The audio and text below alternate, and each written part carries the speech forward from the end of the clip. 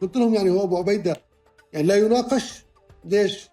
يعني ليش إحنا ما يكون أنا كإعلامي وكمحلل وكمواطن وكإنسان عادي ليش ما أناقشه وليش ما أشكك بروايته؟ لا يجوز.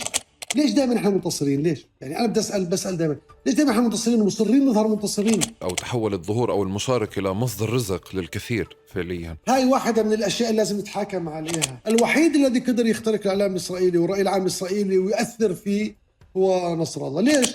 وإعلام الرسمي هو إعلام الرئيس بشكل أو بآخر، يعني إعلام الفرد الواحد وشو بحب يسمع وشو بيأمن وشو بيحكي. حركة حماس بصراحة على كل إيجابياتها ومساهمتها في موضوع التربية والتعبئة كانت مساهمتها سلبية. طبعا احنا صحفيين مش لسان واحد ولا حال واحد ولا خلفية واحدة ولا مرجعية واحددة، ولا عندنا رواية واحدة عن 7 أكتوبر ولا موقف واحد من 7 أكتوبر ولا مما صار بعده. اليوم مثلا قصة مشعل وإبراهيم السنوار دخلت في محلات التعبئة كثير مسيئة، يعني وكأنه هذا نقيض هذا. أنا عصمت منصور، محلل سياسي خبير في الشأن الإسرائيلي، أسير محرر. هذا اللقاء فتح لي فرصة جميلة إنه أحكي كل ما عندي.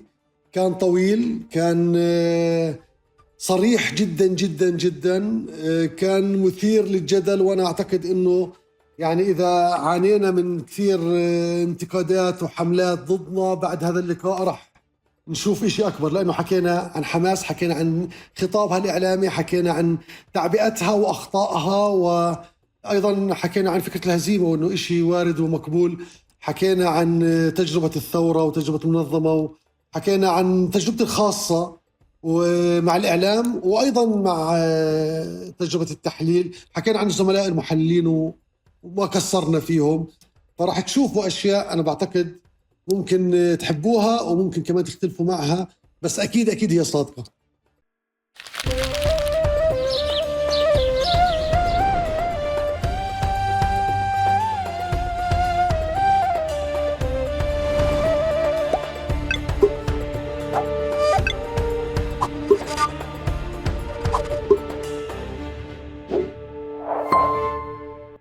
مرحبا وأهلا وسهلا فيكم في حلقة جديدة من بودكاست تقارب. معكم أنا أحمد البيقاوي وضيفي لليوم العزيز عصمت منصور.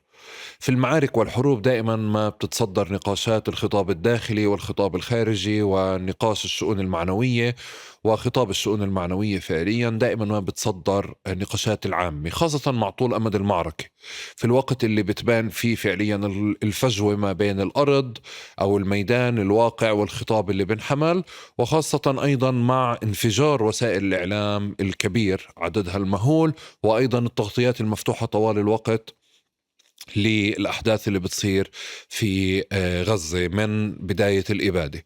عصمت منصور ضيفي لليوم أحد الناس اللي تصدر وسائل التواصل الاجتماعي في محاولات لتمييزه ما بين الخطاب التعبوي ودوره وخطاب الإعلام عموما، وكان دائما يميز ما بين مسؤولية الفرد في الجانب التعبوي أو مسؤولية الفرد في دعم شعبه والمقاومة كفرد بعيدا عن قيامه بدور التعبوي. في حلقة اليوم بقول أنا مش دوري أعبئ، أنا دوري أتابع، وما فيش حدا فعليا فوق المحاسبة أو فوق الانتقاد. قبل ما أبلش في حلقتنا لليوم بدي أشكركم كالعادة على مشاركتكم هذا المحتوى مع كل حدا ممكن يكون مهتم فيه. شكرا على اشتراككم في قناة اليوتيوب، وشكرا على متابعتكم لمنصات الاستماع عبر البودكاست. تقارب بفضل هذه المشاركات ومشاركتكم معي مقترحاتكم، أفكاركم، مقترحاتكم للمواضيع والأسئلة بكون دائما أقرب لإلكم. والشكر دائما للداعمين تقارب لمن يحب أن يدعمه ويدعم استمراره عبر الرابط الموجود في الوصف. وبهيك منبلش. بس احنا شايفين المنظر معك على الشاشة. هاي الإطلالة وين؟ هاي في البيرة، منطقة الصناعية في البيرة. أنا عند أصدقاء، مكتب أصدقاء شركة إنتاج، واستعنا فيهم اليوم. بساعدونا، يعني يعطيهم ألف عافية. الله يعافيك. وانت كيف علاقتك بالإعلام عموما وأصدقاء الإعلام وشركات الإعلام؟ لا كثير ممتازة، علاقات زمالة وصداقة وتعاون كثير ممتازة. وأنا ظهوري كثير على الإعلام بصراحة، يعني نشيط على كل المجالات والمنصات. فهذا خلق، ولي فترة يعني حوالي 10 سنين أنا بشتغل في تحية. من يوم ما روحت من السجن، من لما روحت من السجن وأنا بشتغل في الإعلام، وجربت كل شيء، يعني إذاعي، قدمت برامج، ترجمت فوري، مقابلات، تحليلات، يعني شو بدك جربنا. طب وكيف علاقتك مع الجمهور؟ والله علاقة معقدة شوي، علاقة مركبة، وأنا بحب العلاقة تكون هيك، يعني فيها جدل وفيها حوار وفيها صدام أحيانا. شوف الجمهور عندنا صعب، وأحيانا بتقبلش وجهات النظر اللي شوي مختلفة وجريئة. الجمهور بحب يسمع بالغالب يعني أشياء ترفع معنوياته، تعكس صورة ونمط هيك بحب يتخيلها. هلا أنا بصدم الجمهور، بحلل بطريقة شوي مختلفة، بعطيش مسلمات وآراء مسبقة وبسايرش. وهي بتصور مهمة المحلل. يعني أنا كثير خضت جدل مع الزملاء. إحنا في فترة أخي أحمد شوي مختلفة، يعني ما سبق ودخلنا في مواجهة من هالنوع. وأنا بدي أحكي لك أكثر من هيك، إحنا عمليا بنعيش حدث أكبر من إمكانياتنا وطاقتنا واستيعابنا وأدواتنا. يعني 7 أكتوبر أكبر من كل شيء تخيلناه، وما كنا جاهزين له، ولا إمكانياتنا، لا الفنية ولا الدعائية ولا الخطابية، ولا قادرة تستوعب هذا الحدث وتهضمه وتصدره بطريقة معينة. عشان هيك احنا كله يعني حقل تجريب. هذا احنا سنة حقل تجريب. ومن أول لحظة، أنا بديش أخفي عليك، أول يوم صار في 7 أكتوبر أنا بدي أحكي لك قصة شو صار معي. أنا كنت بصحف أولادي للروضة، وصارت صافرات الإنذار والإشعارات على التلفون عندي تيجي بشكل متواصل، وأدركت إنه في حدث كبير. فتحت التلفزيون وبلشت أتابع. فورا شغلت سيارتي وطلعت. أنا ساكن في قرية جنب رام الله. طلعت على رام الله، كنت لازم أكون في المدينة لأنه في إشي كبير صار. وسجلت توك توك وأنا في الطريق.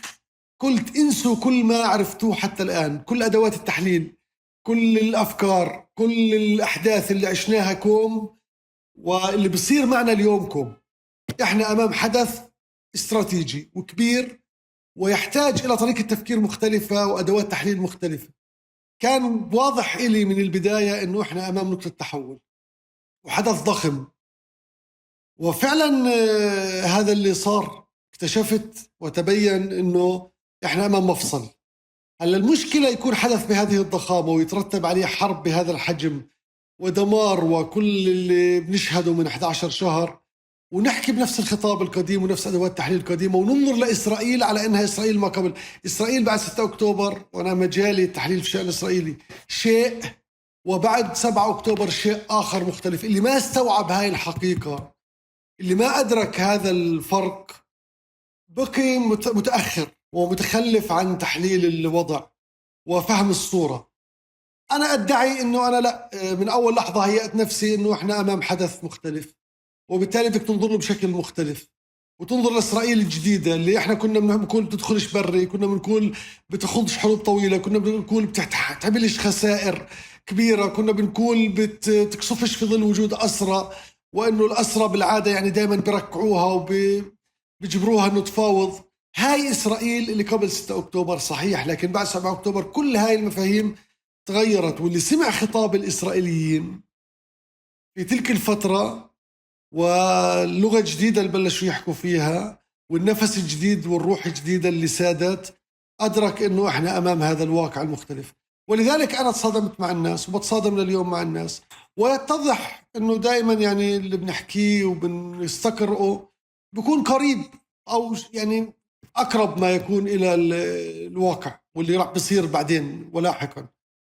وأنا بخوض يعني في هذا الموضوع صراع حقيقة بين إنه إحنا يعني واجبنا ودورنا ومسؤوليتنا تجاه هاي المعركة، لأنه فيش حدا محايد فيها بصراحة، وبين شو الحقيقة وشو لازم نحكي وشو المطلوب. ما حدا يعني قالنا أو شكل مرجعية تحدد للناس شو الهدف وشو الاتجاه، خاصة إننا كصحفيين ومحللين ووسائل إعلام ورأي عام كيف نتصرف. عشان هيك صار شوية فوضى في المجال، وهاي الفوضى أنا بكتب عنها كثير وبحاول أنكش هيك مرات يعني أسئلة وأثير بعض التعليقات إنه شو اللي بصير. هلا صار كم من محطة وممكن نحكي عنها أثارت عاصفة من ردود الأفعال، واحنا كمبادرة مني ومن زملاء يعني عملنا جروب للصحفيين والمحللين والمترجمين، جمعناهم في مكان واحد سميناه الشؤون الإسرائيلية.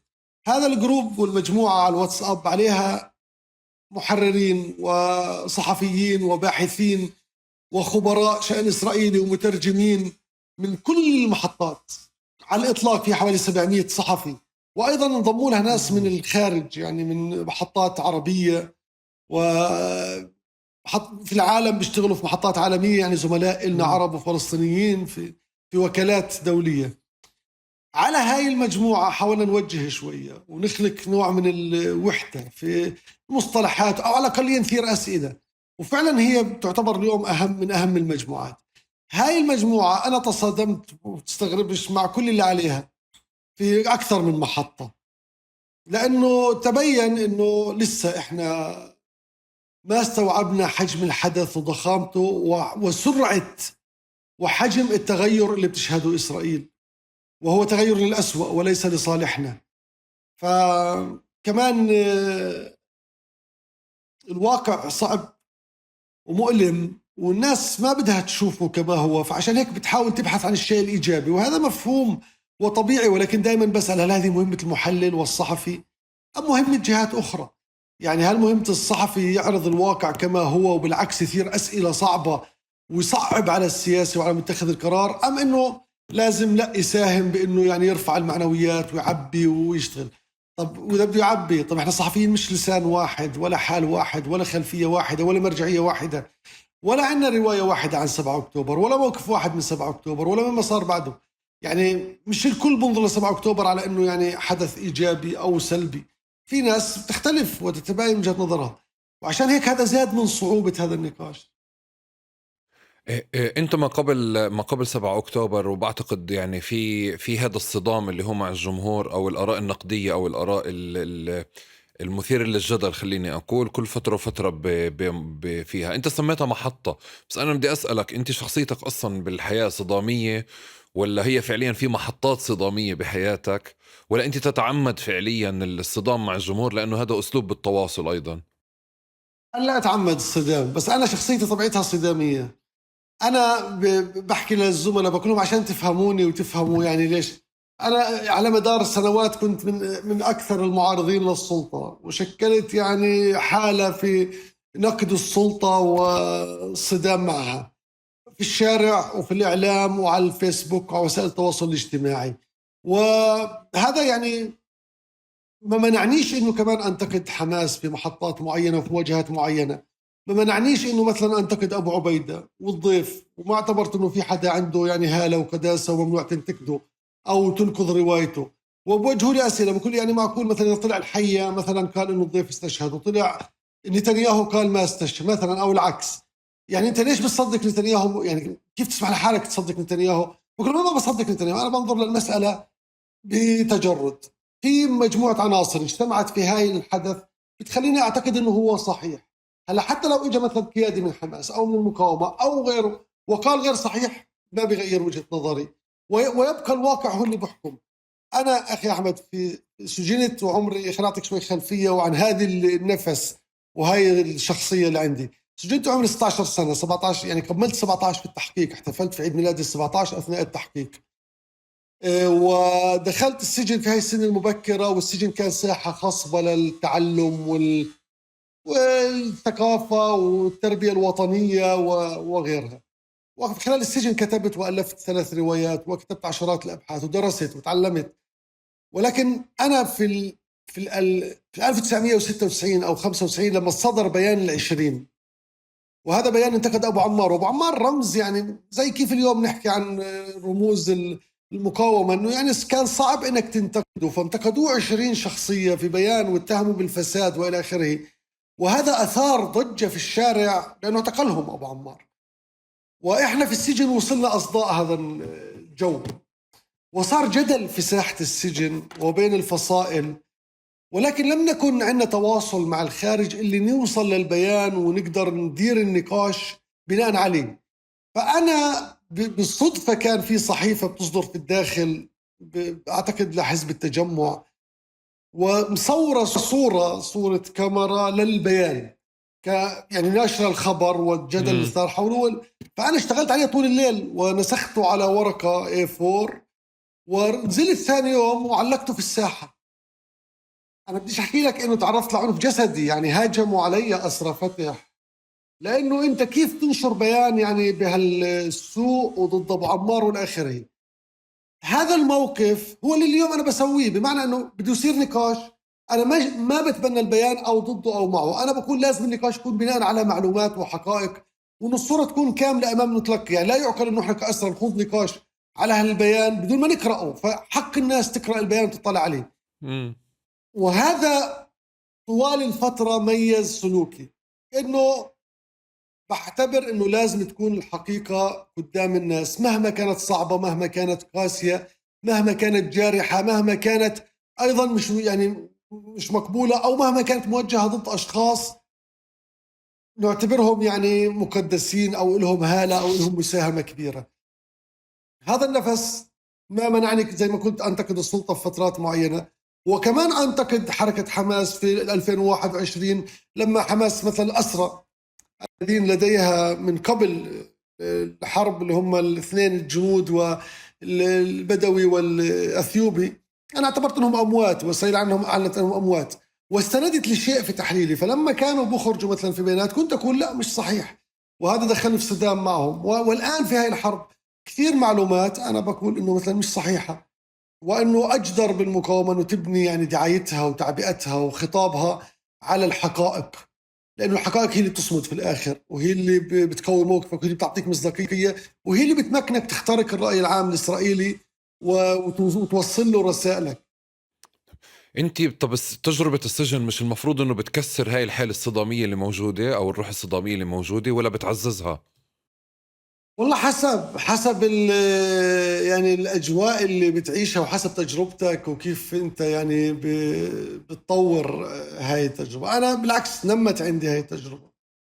أنا لما انسجنت بسن صغيرة، يعني أنا 15 سنة من 20 كنت ممثل للأسرة، وعضو في كل الهيئات القيادية في السجون، لجان الحوار، اللجان الوطنية، لجان الفصائلية، ممثل للأقسام، ولعبت دور في كل السجون. فهذا يعني نمى عندي هذا الشعور بالمسؤولية وبأنه أنت مطالب بأنك تفعل شيء، وأنك أنت قادر دائما أنك تقدم مساهمة. يعني إذا في السجن اللي هو بهذه الصعوبة الحياة فيه وهامش الحركة هالقد ضيق، بتقدر أنت تخلق مساحة من التفاعل والحوار والعمل الجماعي والآخره. شو اللي بيمنع إنه يعني تعملها برا؟ فهذا يعني بعتقد إنه السجن بالعكس بنمي هذا الحس عند الإنسان، إنه يساهم، إنه ينخرط، إنه يشعر حاله جزء. يعني بضل يحكوا لي شو خصك أنت، يعني ما فيش غيرك مثلا، أو إنه لا يفتي قاعد لمجاهد، أو إنه إحنا في فترة حرب، بعد الحرب يا أخي بنحكي وبننتقد. أنا بعتقد إنه لا، يعني بالعكس النقد مش لازم يغيب في أحلك الظروف. هاي مسألة يعني طالما إنه النقد من خندق واحد، إحنا بننطلق من خندق واحد، إنه إحنا كلنا بنخوض المواجهة وتخصنا كلنا ومصيرها ينعكس علينا كلنا. ما حدا يعني ضيف عند حدا، ولا حدا بقاتل نيابة عن حدا، إحنا بنخوض معركة بشكل جماعي ومصيرها ينعكس علينا جميعنا. وبالتالي في هنا حق للجميع إنه يبدي رأيه، إنه ينتقد، وإنه يحاول يطور. وكوننا في معركة هو أدعى إنه إحنا نكون نقديين. يعني كونك في معركة مش معناها إنه أنت تغيب صوت العقل وصوت النقد والصوت الآخر. بالعكس، كل ما كان عندك انفتاح، وكل ما كان عندك مرونة، وكل ما كان عندك قدرة تستوعب الاتجاهات الأخرى وتطور من خلالها أدائك، كل ما كان أفضل. والمجتمعات المغلقة واللي بتكتم واللي بتخفي معلومات، هي المجتمعات الأكثر عرضة للصدمات والهزات. إذا بدي أعطيك فرصة تستكمل تعريف نفسك بعيدا عن الحديث عن الصدام وبعيدا عن كل التعريفات الموجودة عندك على ويكيبيديا والمواقع وهيك. عصمة الإنسان أو عصمة البني آدم اللي هو بعيدا عن تيك توك وفيسبوك والطوش والنقد وكل هذه الأشياء اللي أنت معتاد تعرف حالك عليها، أنت مين؟ أنا إنسان تكون وعيه وشخصيته في ظروف صعبة، ظروف مواجهة، ظروف قمع وتنكيل، لكن أيضا على أرضية وفي أجواء ومناخ وطني ثقافي قوي داخل السجن. يعني أنا الظروف الصعبة اللي كانت فرضت علي أعيشها كطفل في السجن، كان في حاضنة غلفتني وحمتني ورفعتني اسمها الأسرة والحركة الأسيرة. فهذا الإنسان تكون، وهذه الشخصية وهي الأفكار وهي الطبيعة تكونت في هاي البيئة من الصراع ومن المواجهة، وكنت دائما أشعر بقوة داخلية. فأنا بعتبر حالي إنسان قوي، وإنسان عندي يعني مقومات بتخليني أقدر دائما واقف على إجري وأقول اللي بأمن فيه. أنا اليوم أب بحب أولاده كثير وقلق على مصيرهم، وطني كثير كثير، عندي مخاوف على مستقبل بلدي وعلى قضيتي. ديمقراطي متنور، بصيبني حالة هوس أحيانا من هذا التكميم وهذا التجييش اللي بصير في المجتمع. يعني كل هاي العوامل بتصور هي بتطلع عصمت، اللي هو إنسان أحيانا كمان بيشعر بإحباط ويأس إنه يعني يفهم خطأ ويحارب، رغم أنه نواياه وتوجهاته وتاريخه. وزي ما قلت لك عندي هذا الشعور بالخوف من المستقبل، مش من الاحتلال. ولا أنا أحكي لك إشي، ولا عمري في حياتي كنت عندي هذا القلق والخوف من الاحتلال، لا علي ولا على مجتمعي ولا على بلدي ولا على قضيتنا. يعني هاي القناعة الراسخة الجزء الفطرية صارت عند كل فلسطيني، وهذا الاحتلال إلى زوال، هي يعني بتعطيك هذه الطمأنينة وهي الأرضية الصلبة اللي توقف عليها. خوفي دائما من نحن على بعض وعلى حالنا، خوفي من تجربتنا اللي عمرها كل هاي العقود اللي ما قدرنا فيها نخرج بنموذج حكم وإدارة يليق بتضحيات هذا الشعب، بذكاء هذا الشعب، بطاقات هذا الشعب، بالصورة اللي فعلا يعني جميلة ومشرقة عند كل واحد في هذا الشعب. يعني نكبتنا أعتقد هي في فقداننا لهاي الحلقة اللي تجمع، يعني زي إحنا ضمة متنوعة وقوية وصلبة وجذورها في الأرض عميقة، لكن بدها مغيطة، وهاي الربطة اللي تضمها مع بعض توحد شملها وتطلع منها هذا الشكل الجميل. وهذا للأسف هو الغائب عنا. يعني أنا حزين إنه مجتمعنا مش ديمقراطي ولا تعددي بشكل فعلي، يعني مجسد على الأرض وبالممارسة وبالقرار وبآلية اتخاذه. علاقتك بأسرتك برضو فيها صدام؟ كثير. أنا أسرتي شيوخ وأغلبهم يعني خلفيتهم إسلامية بمعنى التوجهات، حتى اللي هو ما بينتموا لأحزاب. إلي أخوي الكبير هو سجن على خلفية انتمائه لحركة حماس، ولكن أجواء العائلة هي أجواء مؤيدة لهذا الاتجاه. ودائما في صراع معهم حتى في الفترة الأخيرة. يعني أحيانا بقرأوا التعليقات والهجوم والشتائم وبيحكوا لي طب يعني شو بدك في هالشغلة وليش وكذا. بحكوا لهم لو يجوا يتظاهروا باب الدار ما راح أغير ولا كلمة من اللي بحكيها، مش لأني مبسوط ولا لأنه هيك بكون يعني شاعر إنه أنا كنت في واجبي. وكمان بحكي لهم اصبروا، يعني في الآخر أنا بعد كل يعني طوشة وهجمة هيك، وأحيانا تكون هجمات منظمة فعلا، بكون بخلي التعليقات كما هي، بقدر أعمل فلتر للتعليقات، بقدر أوقف التعليقات، بخليها زي ما هي، بكون عشان هم يقرأوها بعد ما ينتهي الحدث، يقرأوها. وبلكي كانت يعني فرصة إنه الناس تشوف قديش كانت متوترة ومعصبة وعدوانية في وقت إحنا مطلوب فينا نكون فيه فعلا يعني كل الاستشعار عندنا وأدوات ومجسات متفتحة على أساس نحاول نبحث عن مخارج، ونحاول نبحث عن أرضيات صلبة ونقاط التقاء نتمسك فيها، يعني مش نكون عدوانيين لهالدرجة. طيب أنا قبل شوي لفتني بس إنه لما قلت لك كيف تعرف حالك بلشت من تجربة السجن. إذا بدي أرجعك فعليا لما قبلها عشان أعرف كمان الحدث أو المشهد الأول اللي خلق هذه العلاقة مع فلسطين، يعني بغض النظر عن تركيبتها، بس شو الحدث اللي حول علاقتك مع فلسطين أو العلاقة مع القضية الفلسطينية من علاقة ممكن تكون عاطفية رومانسية رمزية لهذا الاشتباك وهذا الصدام؟ أنا ولدت في الأردن في ال76، ووالدي يعني كان قبل ال67 في الأردن، وصارت النكبة وطلعت والدتي وتزوجوا هناك. بعدين والدي بكي في الأردن وإحنا رجعنا، يعني عشنا تقريبا في ظل عدم يعني غياب الوالد اللي هو توفى الآن، هو والدتي رحمه الله.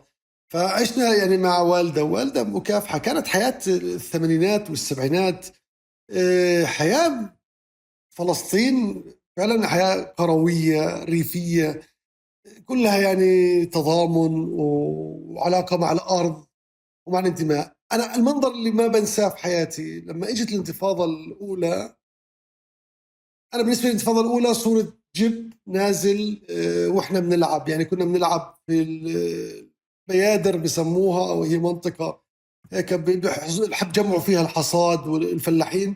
كنا بنلعب احنا ومجموعة أطفال، ومن رأس الشارع أطلت دورية إسرائيلية. كان هاي أول مرة بنشوف فيها دورية إسرائيلية، صح يعني كان احتلال بس ما كان هذا الاحتكاك مع الجيش.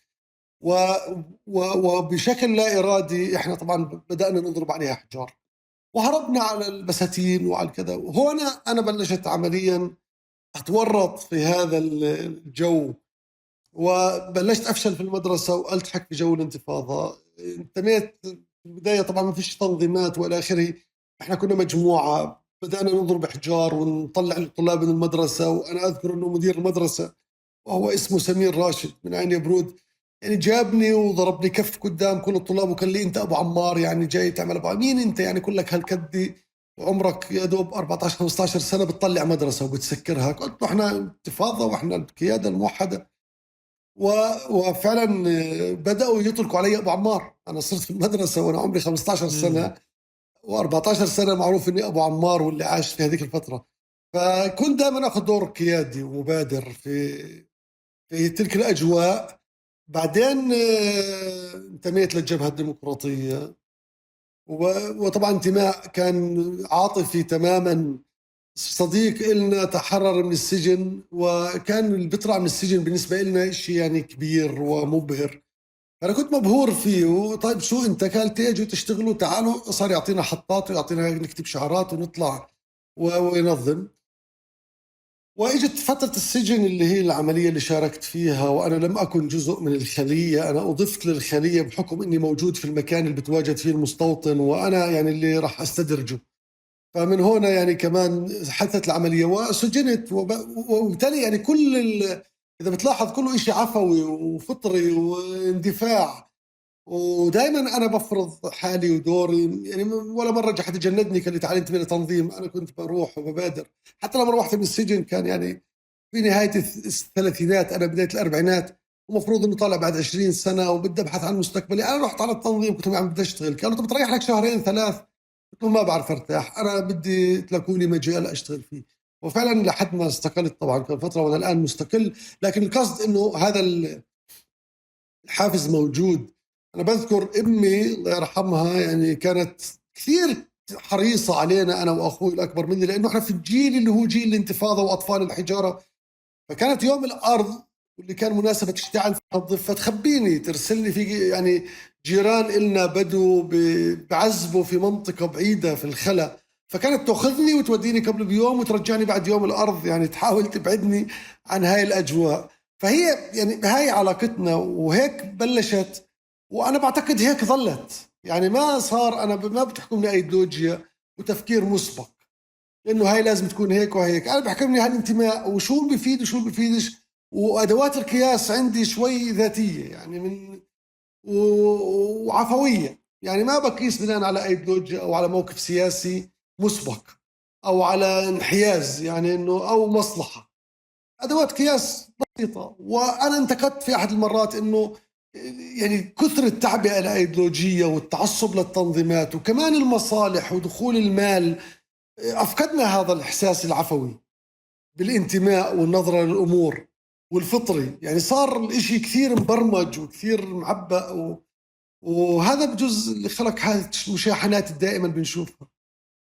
طب هو مش إحنا في يعني حياتنا وعيشتنا في حالة حرب والتعبئة هي إشي أساسي. وانت كنت فعليا، يعني بدي اعتبر مش انك انت كنت وما زلت فعليا في اجواء التنظيمات وفي اجواء الخطاب التعبوي، وبعتقد كمان جزء من اللي انت بتعمله هو كمان خطاب تعبوي. بس بنفع ترجعني لورا كثير لما كان الاعلام اقل كثافة، الادوات اقل كثافة، وتفهمني او نحكي مع بعض، تشاركني كيف كان شكل التعبئة في حينها، وقديش كان فعليا فكرة انه لما انت بتسمع عن خطاب ولا خبر ولا بيان، كانت بتكون قصة كتير كبيرة كيف بنسمع من شهادات الناس اللي قبل. الوضع كان اول اوضح، بنفع تشاركني اياه؟ طبعا.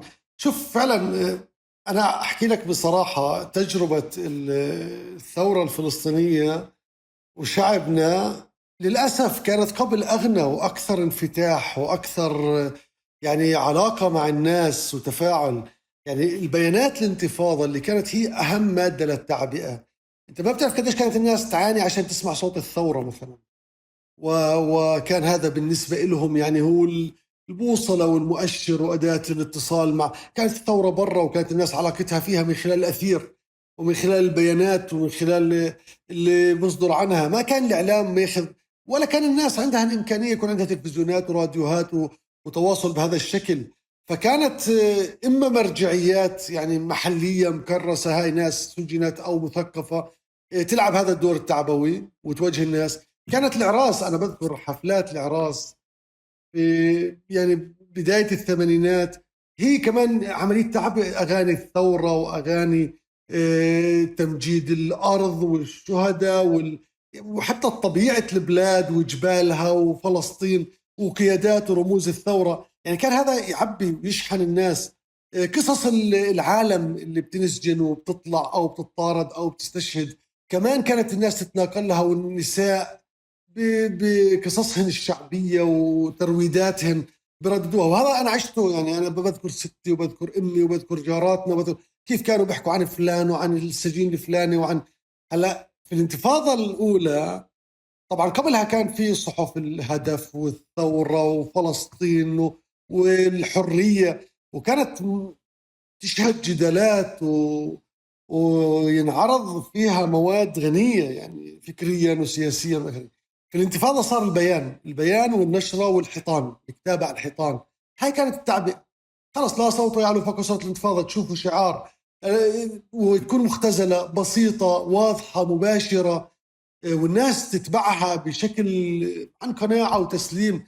وبيانات القيادة كانت كمان تعبي، وجزء منها تعبئة، جزء منها توجيهات، جزء منها يعني شرح للناس شو بصير وتطورات، يعني نشرة أخبار تكون كاملة. في السجن هو يعني استكمال. أنا لما دخلت السجن تفاجأت أنه كانوا الأسرى كمان بيطلعوا بيساهموا بالتعبئة. يعني كانوا بيصدروا مجلات من داخل السجن، كانوا بيصدروا بيانات، كانوا بيهيئوا ناس يلعبوا دور برا. يعني اللي بيكون مقترب بفترة إفراجه بيعبوه بيشحنوه، وبصير نقطة اتصال بينهم وبين الأسرى وبينهم وبين المجتمع. فعملية التعبئة هي يعني كانت تتطور، بس كانت دائما كانت أدواتها بسيطة ومباشرة ونابعة من الواقع والناس. ودائما كانت على فكرة ديمقراطية، بمعنى انه فيش حدا يعني فيش هذا الصراع الكبير بين الناس على شو بدنا. كان واضح شو بدنا، كان واضح هدفنا، كان واضح.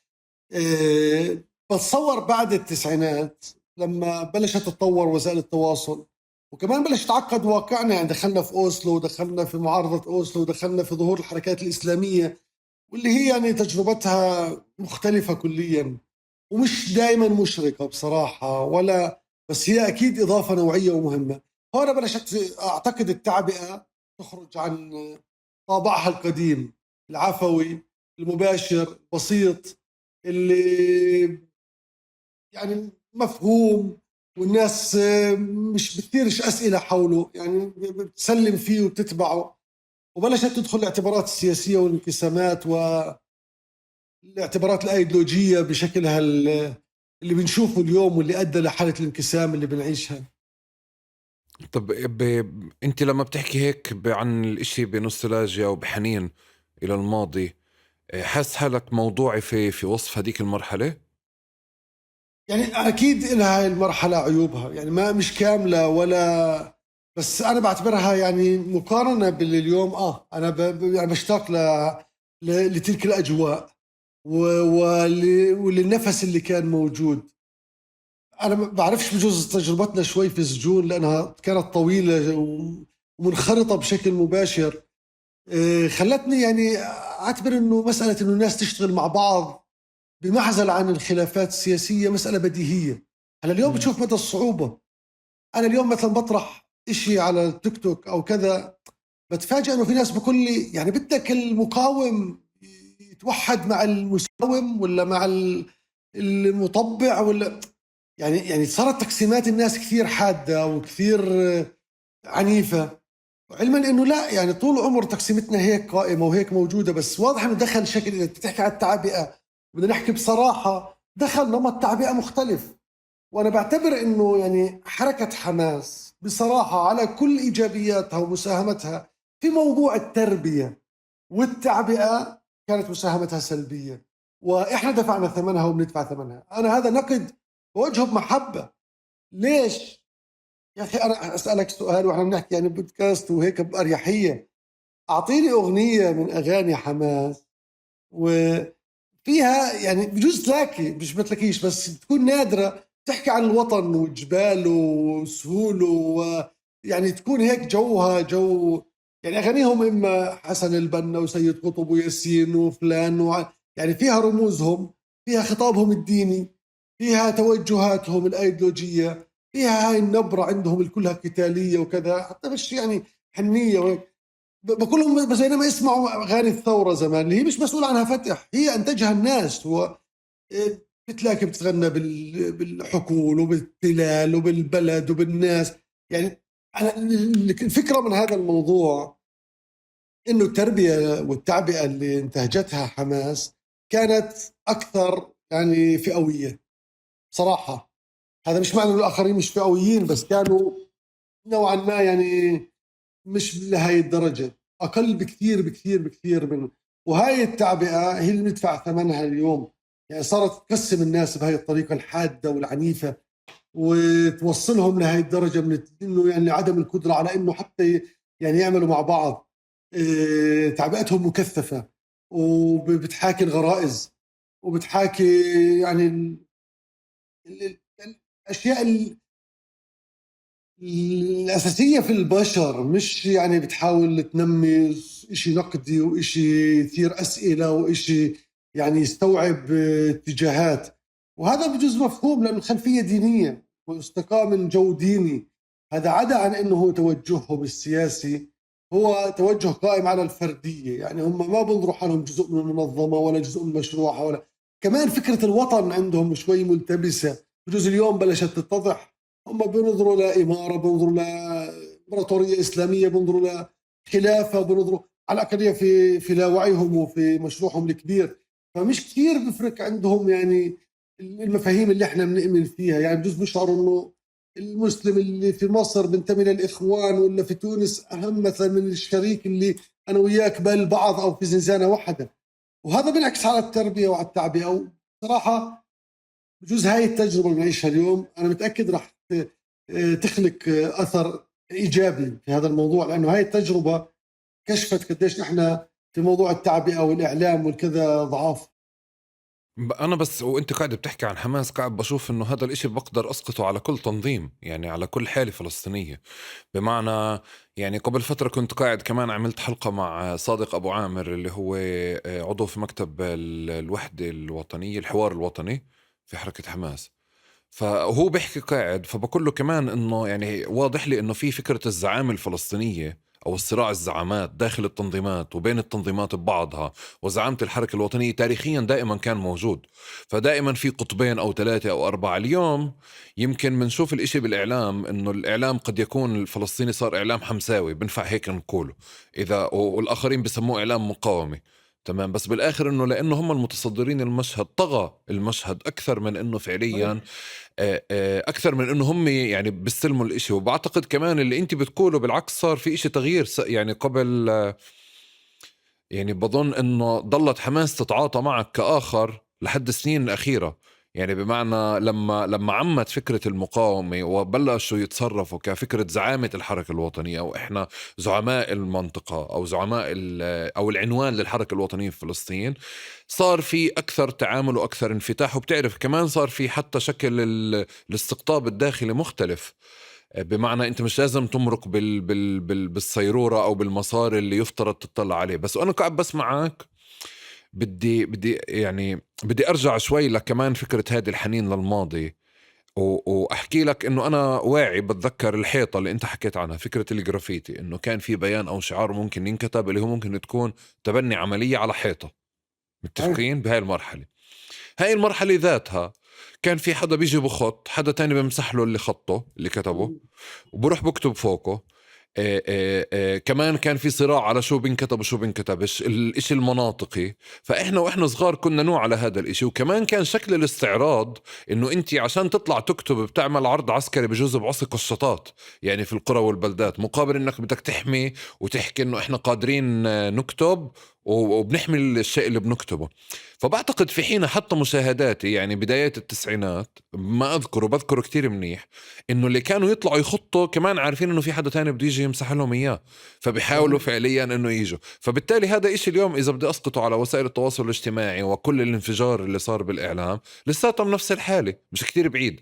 فعشان هيك باجي بحاكم شوي حنينك للماضي، بحاول اخده بشكل موضوعي اكتر، انه قديش انت لما بتقولي ايام زمان ايام زمان هم كانوا يدقوا ببعض بعصر قشطات قدامنا، يعني زي ما قاعدين اليوم بنشوف طوشتك على جروب واتساب ولا على تيك توك ولا بمكان تاني، صح؟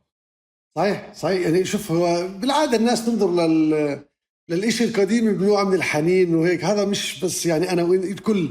بس فعلا انا قلت لك مش هي التجربه الكامله واللي متمناها، بس كان ممكن هاي التجربه تتطور. واكيد كان فعلا يعني نمسح شعارات بعض ونمنع يعني حماس تطلع تكتب، وكانوا هم يعني وكانه ملاحقين يعني.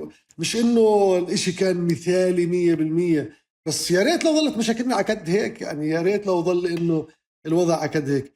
وحماس فيها اشي، يعني انت قلت اليوم هي متصدرة المشهد. احنا اتفقنا ندخن ونحكي انه مضر الدخان، صح احمد؟ اه بتقدر تحكي انه الدخان مضر وبتاخذ الدخان راحتك، تفضل. فالفكرة انه يعني تجربة حماس بتستحق الدراسة، وتأثيرها على يعني مش بس على شكل المقاومة، كمان على اللغة وعلى الخطاب وعلى الممارسة وعلى وعي الناس. وأنا بعتبر إنه يعني هي فعلا حقل خصب جدا للدراسة. وحماس مش وحدة، يعني حماس في الثمانينات، مش حماس في التسعينات، مش حماس في الألفين، مش حماس بعد يعني انقلاب غزة، مش حماس بعد 7 أكتوبر. أنا متأكد رح تشهد تغيرات. اليوم معظم قيادات حماس زملائي، يعني كانوا معي في السجن وعايشتهم في السجن. وأنا أعتقد إنه يعني التجربة تتطور، لأنه يعني إذا بلشت هي من رحم الإخوان وبكدوها الأسر واللي عاشوا في أسر الإخوان وكنف الإخوان، بعدين صاروا بكدوها اللي في الخارج أبو مرزوق ومشعل، بعدين يعني أنا بتصور دخلت هنية وزملائه، وبعدين يعني الشيخ صالح واليوم السنوار. يعني لا، هي كمان اليوم هاي الناس تجربتها تكونت في الداخل وفي أجواء الانتفاضة اللي أنا وياك بنحكي عنها، وأجواء السجون والعمل المشترك وإلى آخره. بتصور كمان هذا بينعكس على هلا هاي كيف تترجم وقديش بدها وقت. أكيد يعني راح تاخذ زمنها ومداها، بس أنا واثق إنه حماس تقترب من الحالة وبتشهد تطور. مش معناها إنه هذا طبيعي. كل التنظيمات بلشت، المنظمة بلشت بالميثاق وكذا وفصائلها وصلت. بس بما يتعلق بالتعبئة تحديدا والتربية والخطاب، أنا بتصور يعني أقل تسامح خطاب حماس الإعلامي، وأكثر استحواذ، ومصادره يعني مش منفتحة كثير على المصادر الأخرى. و... وأنا بتفقش إنه حماس يعني هي رأس المقاومة اليوم، بس مش هي كل المقاومة. لن تبدأ بها ولن تنتهي معها. وأنا بسأل يعني حتى لو لا سمح الله ضربوا قنبلة نووي لغزة وانتهت كل مقاومة غزة، وهذا لن يكون، ولكن على فرض، هل ستنتهي مقاومة شعبنا؟ طبعا لا، يعني وراح دائما ينهض ويتطور ويوجد. فهاي التركيز على شكل المقاومة، وإنه هم اللي بس بقودوا المقاومة، وإنه الآخرين هم يعني إما تخلوا عن المقاومة أو ما كانوش مقاومة جدية أصلا، أو بتصور هذا يعني من واحد من عيوب طرق تعبئتهم. طب رجعني لأيام الأيام هيك اللي بتلمع عينك وانت قاعد بتحكي عليها. آه لما فعليا كانت التنظيم بقرر بده يطلع رسالة وانتم بتتبنوها وبتنشروها بأكثر من شكل، تمام؟ وفي شخص بيطلع عن النص. بنفع هاي المرحلة تحكي لي كيف كان التنظيم، يعني ألف باء من المكتب الإعلامي أو التعبئة أو التنظيم فعليا داخل كل حزب وكل تنظيم، شو كان شكلها، شو كان قوامها، هيكليتها، كيف كانوا بيشتغلوا؟ قبل لا أقول لك، أنا بدي أحكي لك عن البؤس والمرحلة الصعبة اللي وصل لها الإعلام التنظيمات الأخرى. احنا بنحكي عن بننتقد إعلام حماس، بس بنشهد إنه إعلام قوي وحيوي وفعلا يعني عنده أدواته، وقدر يستقطب وقدر يخلق يعني جو حوله مش سهل. مع ذلك الملاحظات موجودة، بينما الآخرين يعني أنا لما روحت، كان أرجع لك من هون، روحت 2013 قلت لهم للتنظيم بدي أشتغل، أنا بدي أشتغل. قعدت مع مسؤول التنظيم في الضفة يعني أبو ليلى، وهو يعني رجل أنا لو بحكي 10 ساعات بضل أسمع له، بعتبره مفكر عظيم وسياسي محترف ومناضل فعلا. كان لي طب ارتاح شوي يعني، قلت له لا بديش ارتاح، فقال لي ماشي اوكي تعال استلم الاعلام عنا، يلا انت يعني درست اعلام وعندك اعلام والاخر، استلم الاعلام عنا. لاكتشف انه الاعلام هو يعني شيء يعني عباره عن بيانات وتوزيعها للاعلام، يعني مش فعلا هاي الورشه الضخمه اللي كنت متخيلها وهذا الدور والاثر. ونفس الشيء اليوم اعلام فتح والفصائل الاخرى. فسابقا لما كنا يعني نحكي عن إعلام، كانت الصحف اللي عاملين محاربة. أنا تربيت في جو يساري، كنا نقرأ بالسر ونتداول نشرات الطليعة والكاتب مجلات الحزب الشيوعي واليسار، ونعتبر أنه هاي يعني مهمة أنك تقرأها، هذا مهمة يعني، مش أنه شيء هاي مهمتك اليوم أنك تقرأ هاي الجريدة، وما كناش نفشك منها سطر. والناس تتداولها بسرية وتحافظ عليها. البيانات كنا نعتبر انه هاي تعليمات غير قابلة للنقاش. هلا بجوز هذا كان حلو حينها، بس هو مش كثير هو الصح اذا بدك الصراحة. لكن لما كان الاحتلال بحارب كل معنى، كل رمز، كل ظاهرة، كل إشارة بتشير لهويتك الوطنية، لوجودك، لحقك، حتى العلم وحتى الشعار على الحيط وحتى الحطة وحتى الأغنية في العرس، فكانت هيك أنت يعني طبيعي أنك أنت تندفع بهذا الشكل وتعتبر أنه هذا جزء من إثبات الوجود وشكل من أشكال مقاومة محوك يعني وشطبك كثورة وكشعب وكحالة وطنية. بس كمان مثلا في السجون أخي أحمد، تجربة الإعلام كثير مهمة، تجربة كثير مهمة. وتجربة التعبئة كان لكل فصيل في مجلته الخاصة، وكان بدعي يعني. أنا بذكر مثلا مجلة الديمقراطية كنا دائما فيها حوار مع، يعني اختمها بحوار مع حد من فصيل ثاني، يعني كنوع من إنه يعني أنت كان في البيانات الوطنية، إحياء المناسبات الوطنية في السجون. هاي لحالها قصة يعني. لما أنت كنت تحيي انطلاقة فتح بالغاز وتصر انك تقرأ بيان الانطلاقة، والبيان الانطلاقة بيكون استعراض لتاريخ وامجاد التنظيم ورؤيته السياسية، ويتوزع على 5-6 غرف، تبلش غرفة تقرأ يقمعوها يرشوها غاز، يكمل من حيث وقف الغرفة اللي بعدها والى اخره. وكان هيك يعتبر انه انت حيات الانطلاقة وانك كملت البيان وقرأته. يعني اجواء التحدي هاي والصدام اعطت كمان هاي الهالة للبيان بصدر عن التنظيم، سواء الخبر أو النشرة أو غيرها، وإنها ملاحقة وسرية. بجوز هاي الأجواء هي قديش قلت لك كانت إيجابية وفي لها يعني الواحد بحن لها، بس قديش إنه نمت إنه هذا لا يناقش. انه هذا الاسلوب وهي الطريقه غير خاضعه للدراسه وللبحث ولانك تستأنف عليها، وانه تقول لا والله احنا هون اخطأنا وهون ما اخطأناش. طب لما انت بتضلك ترجع لفكره السجون، انا معك انه احنا بتلفتني نقاشات السجون، لانه بعتبر انه احنا يعني الضفه فعليا هي سجن كبير. اذا بتوقف على اعلى نقطه برام الله بتشوف حدود السجن بعينك، صحيح. يعني بتشوف الجدار. صحيح. نفس الشيء بغزه. وجزء كبير من النقاشات اللي موجوده هي مش كتير بعيده عن نقاشات مجتمعنا ككل. بس بعتقد في الجانب اللي انت بتحكي عنه في إشي يعني أقل قدرة على أنه نربطه أو نقارنه أو نخلق أوجه مقارنة بينه وبين الفضاء الخارجي، لأنه تجربة السجن بالضرورة هي تجربة جماعية. بتقدرش أنت تتحول لفرد لحالك هيك تشتغل من راسك. بس في الوقت اللي اليوم فعليا أنت يعني أنت كعصمت منصور عندك أسلوبك أنك أنت شغال لحالك، هذا بالسجن بصيرش. يعني صحيح. بتلاقيش هذا الحيز انك انت تعمل خطاب التعبئة الخاص فيك والخطاب النقدي الخاص فيك. انا وبعتقد في انا برجع للسجن اخ احمد ولتجربه قبل الانتفاضه والانتفاضه، لا اقول لك انه بذور يعني هاي طريقه التعبئه عندنا مم. اللي بتلغي الفرد موجوده، بذورها عند الجميع. هلا بجوز اخذت بعد ايديولوجيا عند حماس والحركات الاسلاميه وطابع ديني، ولكن هي موجوده بذورها عندنا. يعني في السجن ممنوع انت تكون حدا فرد، يعني ممنوع انت لما يعني تحكي عن حالك وعن همومك وعن مشاكلك، هذا خيانة، يعني هذا أنت كفر.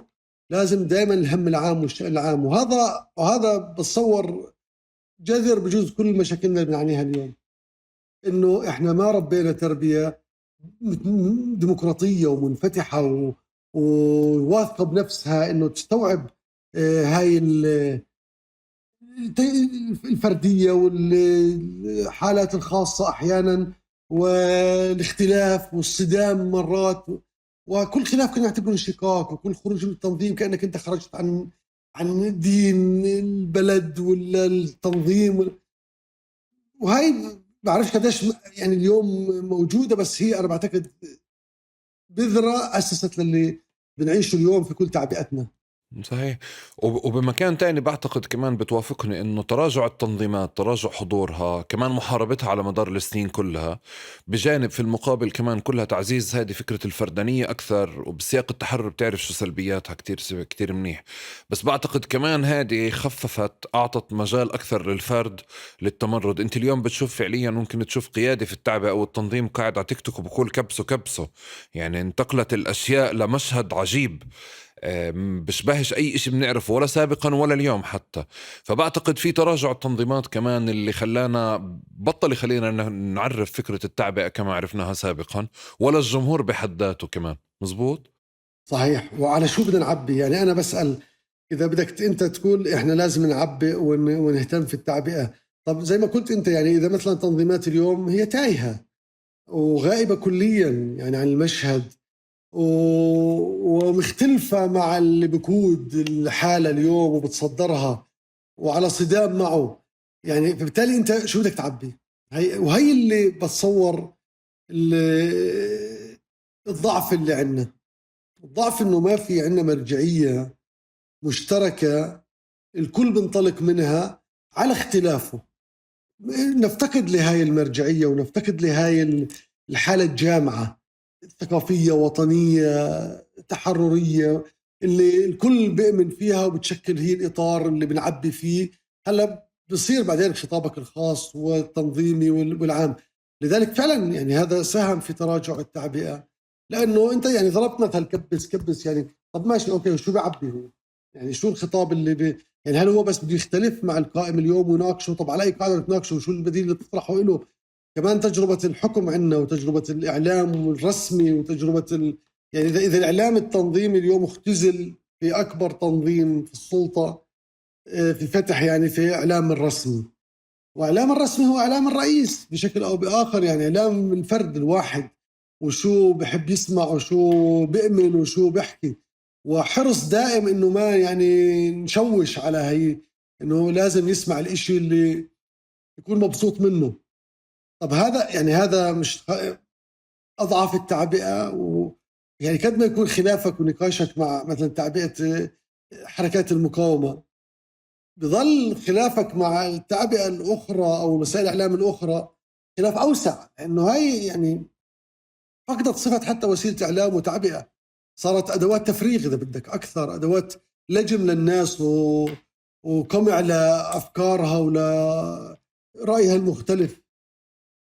بتشوفش انها بتتناسب مع نهج السلطة؟ يعني انا بعرفش فتح في التعبئة والتنظيم، بتعرف بتدخل بتلاقي كل المنصات التابعة لفتح هي تابعة لهيئة الإذاعة والتلفزيون اليوم على الموقع تبعهم، فحتى الإذاعات أو التلفزيونات أو المنصات اللي موجودة. بس بتحسش انه السلطة وفتح أصلا اليوم بتعرف حالها بهذا السياق انه احنا دولة ومؤسسات وبنبني بواحد اثنين ثلاثة أربعة خمسة، فبتصرفوا كدولة.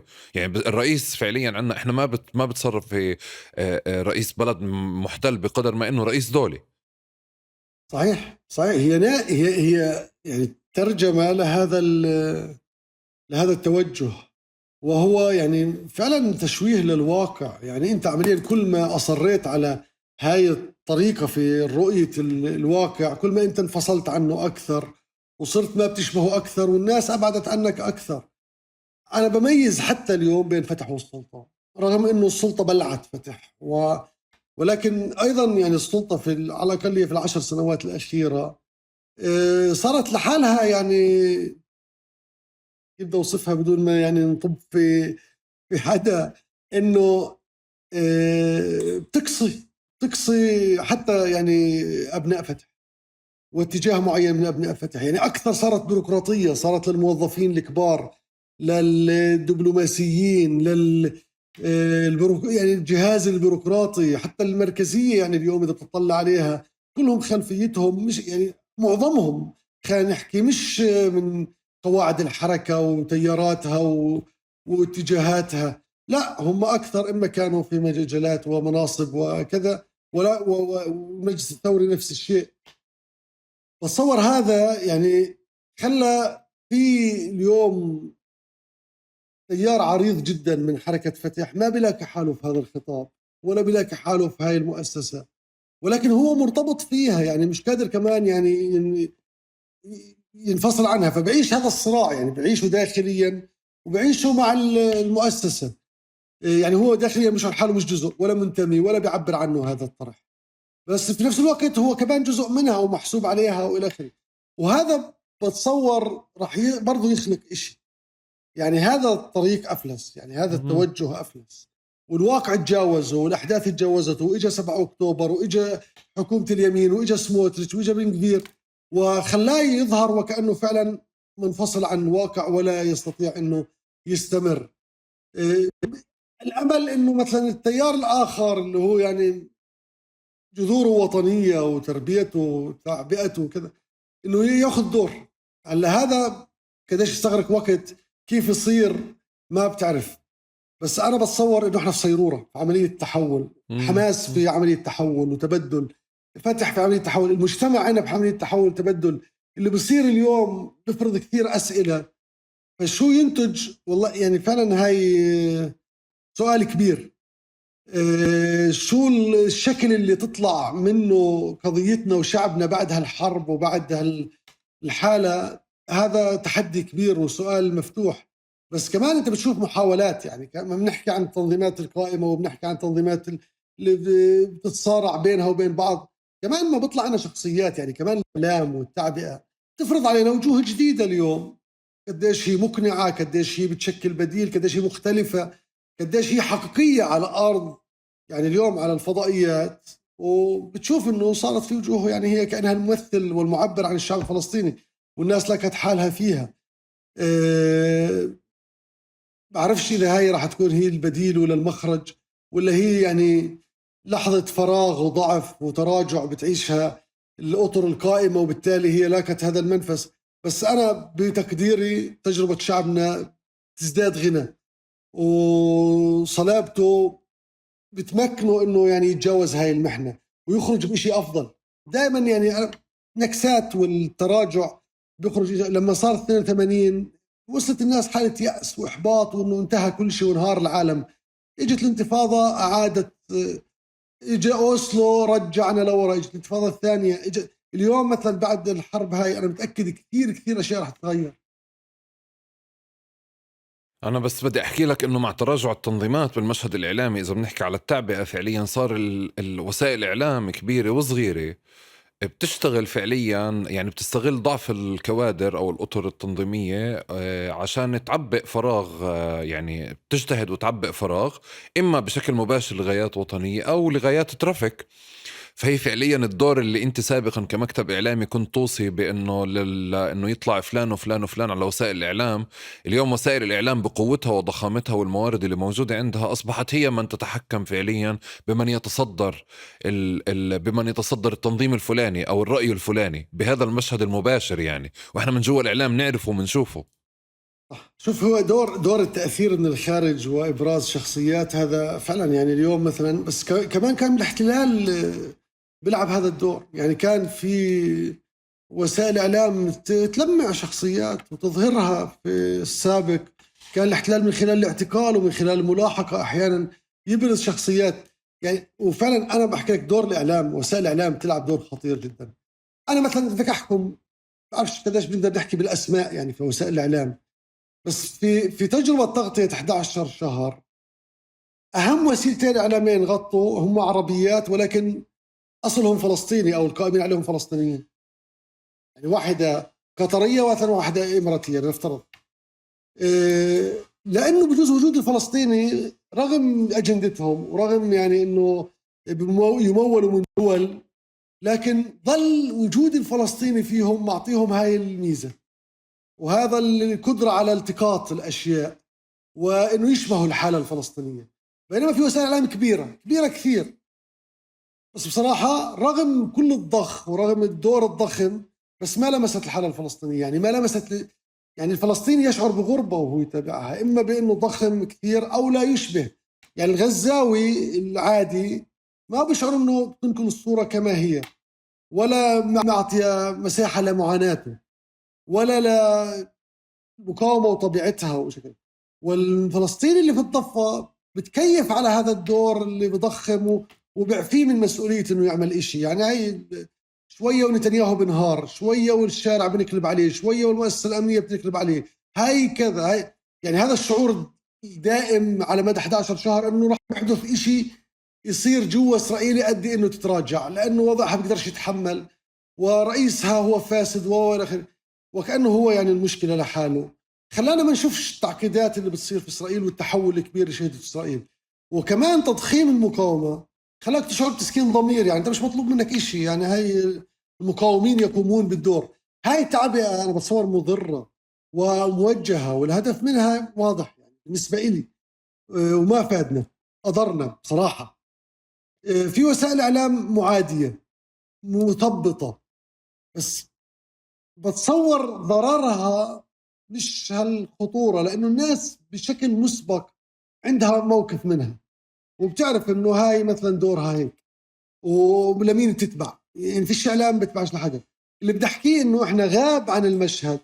يعني لو تلفزيون فلسطين الإمكانيات اللي عنده والطواقم البشرية ووجوده على الأرض لعب هذا الدور بشكل يعني كدور تعبوي ونقل الصورة وجزء من المعركة، أنا متأكد كان اليوم إحنا وإعلامنا وصورتنا في مكان آخر، وممكن حالتنا المعنوية وحتى وضعنا الداخلي كان ممكن يكون مختلف كليا.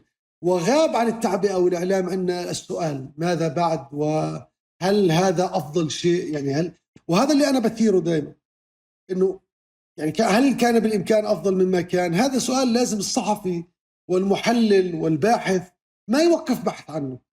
يعني ما تكتفي بالموجود مهما كان عظيم، ممكن في شيء أعظم منه. يعني الاكتفاء بالموجود وتمجيده بتصور هاي مش مهمة الصحفي ولا مهمة المحلل. طيب، بدي أسألك على التعبئة الداخلية بالعادة أو حالة الاستقطاب الداخلية اللي هي صار بتكون هدف بحد ذاتها للتعبئة. يعني جزء من النقاشات اللي أنت حكيتها على مستوى حركة فتح إنه أنت اليوم بتشوف فعليا في تعبئة ما للجماهير ولا شعبنا فعليا باتجاه القيادة الفلاني أو باتجاه التيار الفلاني. الشيء المؤسف انه هذا شفناه فعليا في يعني في فتح باخر 15 سنه يمكن واكثر. شفناه بالاعلام بشكل مكثف. الشيء المؤسف كمان صار الاشي في حماس بالانتخابات الاخيره، فكمان تصدرت حتى على الفضائيات والاعلام اللي هو نقاشات داخليه عاده كانت بتكون كتير داخليه وكتير مغلقه، وصرت انت بتعبئ الناس لا إلها. لما شفت المشهد تحديدا وقت النقاش تبع السنوار ومشعل، والرسائل او الحسابات الوهميه اللي طلعت تنشر اشياء، قعدت افكر انه اصلا احنا مش عم بيكون في انتخابات.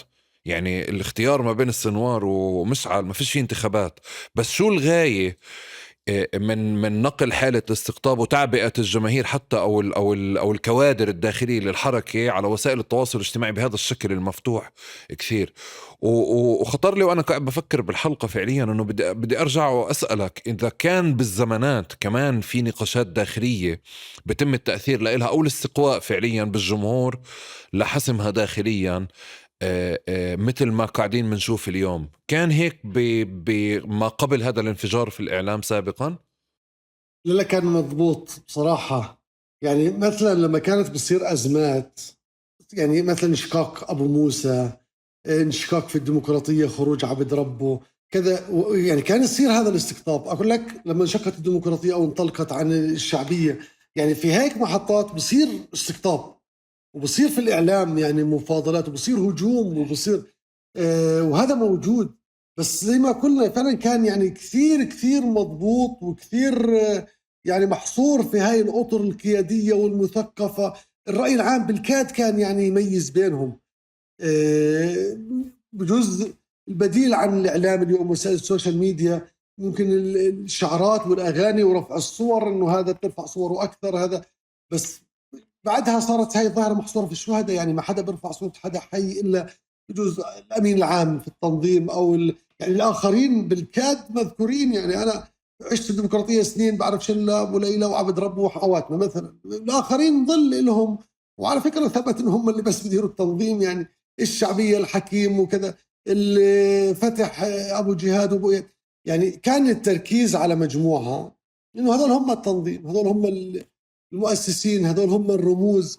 ولا يجرؤ أحد إنه ينافسهم، لا يجرؤ. يعني لا يجرؤ أحد إنه ما يطلعوش بالإجماع. أنا بحكي لك هلا معلومة، يعني لازم الأمين العام ينتخب بالإجماع، لازم. هذا جزء من الثقافة والتعبئة وإنه يعني، وهذا مش بس عند الديمقراطية، هذا عند الكل. وبالتالي فعلا هي موجودة. بس اليوم مثلا قصة مشعل وإبراهيم السنوار، يعني دخلت في محلات التعبئة كثير مسيئة، يعني وكأنه هذا نقيض هذا. وأنا مثلا أخذتها من محل ثاني، يعني أنا مثلا بسطت على اختيار السنوار، مش لأنه مثلا زميله، لأنه اعتبرت أنه عودة القرار والثقل والرمزية للداخل كثير مهم، شيء كثير مهم في هذه المرحلة بالذات. تأثيرات الدول والمستضيفين والخارج بتكون أقل على اللي بيكون في خندق ونفق وموجود على الأرض. وإجا يعني بتصور مش صدفة إنه حماس لجأت لهذا القرار، هي واعية لأهمية أول رمزية السنوار. قادر يوحد كل حماس، الوحيد بجوز اللي قادر اليوم يوحد حماس في هاي اللحظة الصعبة هو السنوار. فيعني هي رسالة توحيد، وأيضا رسالة تحدي للاحتلال، وأيضا رسالة إنه إحنا قرارنا هون جوا، اللي بقاتل واللي عنده الأسرة هو اللي بقرر. وبالتالي بدكم تضغطوا عليه، يعني بدل ما بتنزلوا طن نزلوا 2 طن متفجرات، مش رح يأثر. بينما في الخارج كان ممكن يكون الأمر فعلا لو تم اختيار مثلا مشعل أو أي شخص آخر، كان سنشهد، يعني مش رح نشهد اشتقاقات ولا خلافات، بس هذا اللي تحدثت عنه راح يزيد هذا النقاش ويظل مفتوح. الآن سأغلق هذا النقاش كليا بسبب هذا الخيار. بس كمان هذا جزء من التعبئة اللي يعني كانت مكبوتة. مين كان بيجرؤ قبل يناقش مثل هذا النقاش؟ حتى في حماس سوى 3 انتخابات أعادت في غزة لزعيم غزة مثلا لما يختار السنوار. مين كان بيجرؤ يناقش هذا الموضوع من حماس ومن غير حماس على السوشيال ميديا؟ بس هذا دليل إنه لا، الوضع بتغير، والناس صارت يعني تشعر إنه حقها تناقش حماس وتجادلها وتعترض على قراراتها. واعتقد انه هذا وعي وهذا شيء ايجابي، وهذا بيخدم حماس اكثر مما بيخدم اعدائها. انت بعتقد عم بتشوف الاشي بشكل ايجابي اكثر، بس في كمان اللي بشوفوه من ناحية سلبية، انه التنظيم في حماس مش مضبوط، في غزة العفو مش مضبوط بحجم الضبط اللي موجود في الخارج والضفة اليوم. يعني في المساحة والحيز أكثر، كيف أنت بتقول إنه في نقاشات قاعدة بتطلع داخلية من مساحة واحدة أو من ساحة واحدة فعليا بتتصدر وبتطلع، مثل اللي شفناها أو شفنا ذروتها وقت الانتخابات اللي كنا نحكي عنها، أو وقت فعليا اختيار بديل الشهيد هنية في حينها، أكثر من أنه فعليا أنه لحظة 7 أكتوبر صدرت 1 2 3 4 5 من الشيء الإيجابي. عم بحس أنك كمان عم بتشوف الإشي بشكل إيجابي بزيادة. وشوف النقاش دائما ايجابي مهما كان قوي. لا، عينك وظهر عينك، كل نقاش بالضرورة إيجابي. هلا إحنا تمام، بس قصدي أنت عم مقرر تشوف الإشي بجانب إيجابي في كل الوقت اللي هو التغيرات مش كل التغيرات اللي بتصير مع حماس ايجابيه. حتى هاي الضربات اللي بتلقاها وبتطلع منها، بمعنى بالاطار العام اللي انا رؤيتي انه كل ما حماس صارت حركه وطنيه بمعنى فلسطينيه اكثر، وجزء من الحاله العامه اكثر، وفيها هذا الحوار الداخلي، وحتى احيانا التيارات اكثر، وابعدت عن جو الاسر والطاعه العمياء والمرجعيات اللي لا يطالها الحق لا يعني من او الباطل لا من خلفه. كل ما ابعدت عن هذا الجو انا بصير بتماهى معها اكثر. يعني انا اليوم اسهل اتماهى مع هذا الاتجاه في حماس من حماس قبل 7 اكتوبر. ما كنت بقدر اتماهى معها كوطني فلسطيني، بحبها وبعتبرها جزء من المكون والى اخره ومساهمتها العظيمه، بس كنت بشعر انه في هذا الحاجز اللي الزجاجي اللي بيخليها وكانها يعني شيء على جنب، شيء منفصل. كل ما انخرطت اكثر في هذا الجو وشهدت هاي التغيرات وهاي النقاشات وابعدت عن الاجواء السابقه، وهذا صيروره زي ما حكيت انا، كل ما انا بشعر كوطني فلسطيني وغيري معها يعني قدره تماهي اكثر. عشان هيك بجوز بشوف الايجابيه. يعني انا ما بكونش مبسوط انه يعني ازمه بهالحجم انه ما يكونش جدل جوا حماس وتيارات وصراعات ونقاش. هذا علامه مش تمام، هو صحيه. دائما كان موجود. يعني اللي انت قلته قبل شوي هو الفارق بين حماس وتنظيمات تانية، انه كانت النقاشات بتكون داخلية ما بنسمع عنها برا. اللي صحيح. صار لأول مرة بنشوف النقاش على تويتر، او بنشوفه فعليا على احدى القنوات الفضائية، بيطلع حدا وبقرر يعني بتحول الاشي لقطبين وبقرر انه يدعم قطب على حساب قطب تاني. وحالة التشويه بتعرف لقطب على حساب قطب، هذا اللي بعتقد اشي يعني اشي جديد وصادم شوي في حالة حماس تحديدا. عشان هيك يعني بحيله لقضية انه في ضعف تنظيمي او في خلل تنظيمي او عدم انضباط تنظيمي بساحة ما، اكثر من فكرة انه لا التنظيم كله رايح باتجاه الانفتاح. مثل ما انت بتقول يعني انه بدها تصير النقاشات الداخلية في حماس تطلع على تويتر، هذا شيء مستحيل يعني. ليش انا مش ممكن. شوف اذا بتعتقد انه حماس دخلت 7 اكتوبر رح تطلع منه نفس حماس، انا بعتقد لا انه بالضرورة متفقين. ينافي الطبيعه. كثير وجوه ورموز واساطير وقصص تغيرت صراحه وستتغير. وانا من الناس اللي بيؤمنوا ان هذه الحرب لن تنتهي باتفاق لا مع حماس. يعني نتنياهو ما شن هاي الحمله عشان يعني ضد حماس وشيطان كل هالشيطنه عشان يقعد معها في الاخر ويسوي معها اتفاق، لان سيخلق امر واقع. هاي الحرب ستنتهي بامر واقع، وهذا الامر واقع بعيدنا للصراع وبيفتحه وبحول الاستنزاف. واذا لم تتدارك حماس، وانا بعتقد شوي شوي رح تدرك انه المواجهه يجب ان توسع بالفهم. يعني انا اترك الخطاب الذاتي انه هي معركتي انا مع 7 اكتوبر وحماس واسرائيل، انه هذا صراع وطني وهذه حرب استنزاف مع العدو وبدي اثور الجماهير فيها وبدي تلتف حولي فيها وهي ممكن تستغرق سنوات. هذا هو اللي راح ياثر على حماس وراح يقودها. وانا لا اتمنى انه تنتهي الحرب باتفاق. شو بدك يعني؟ انا ما بدي اتفاق تحجم في حماس ودورها ووجودها.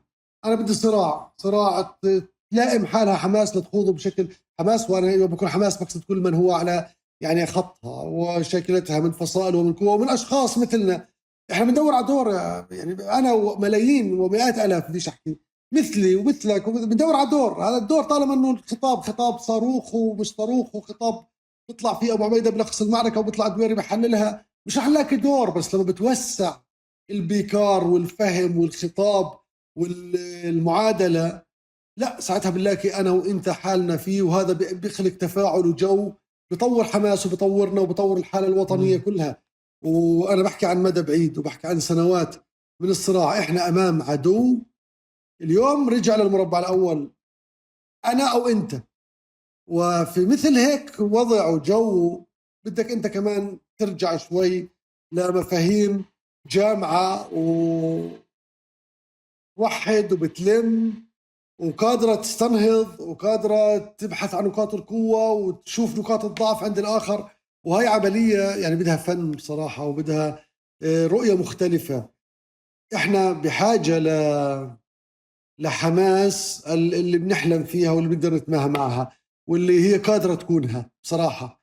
مش حماس اللي بنشوفها على شاشة التلفزيون وبختزلوها بخطاب من الملثم أو من أبو عبيدة، مع كل التقدير طبعا والقدسية. بس قصدي يعني ما تختزلها بهذا الشيء فقط. تقصد على مستوى أداء. أنت بدي أسألك على مستوى الحرب اليوم فعليا. أنت بشوفك في الفيديوهات كتير بتكون تحكي على التعبئة والإعلام، تفرق بينهم.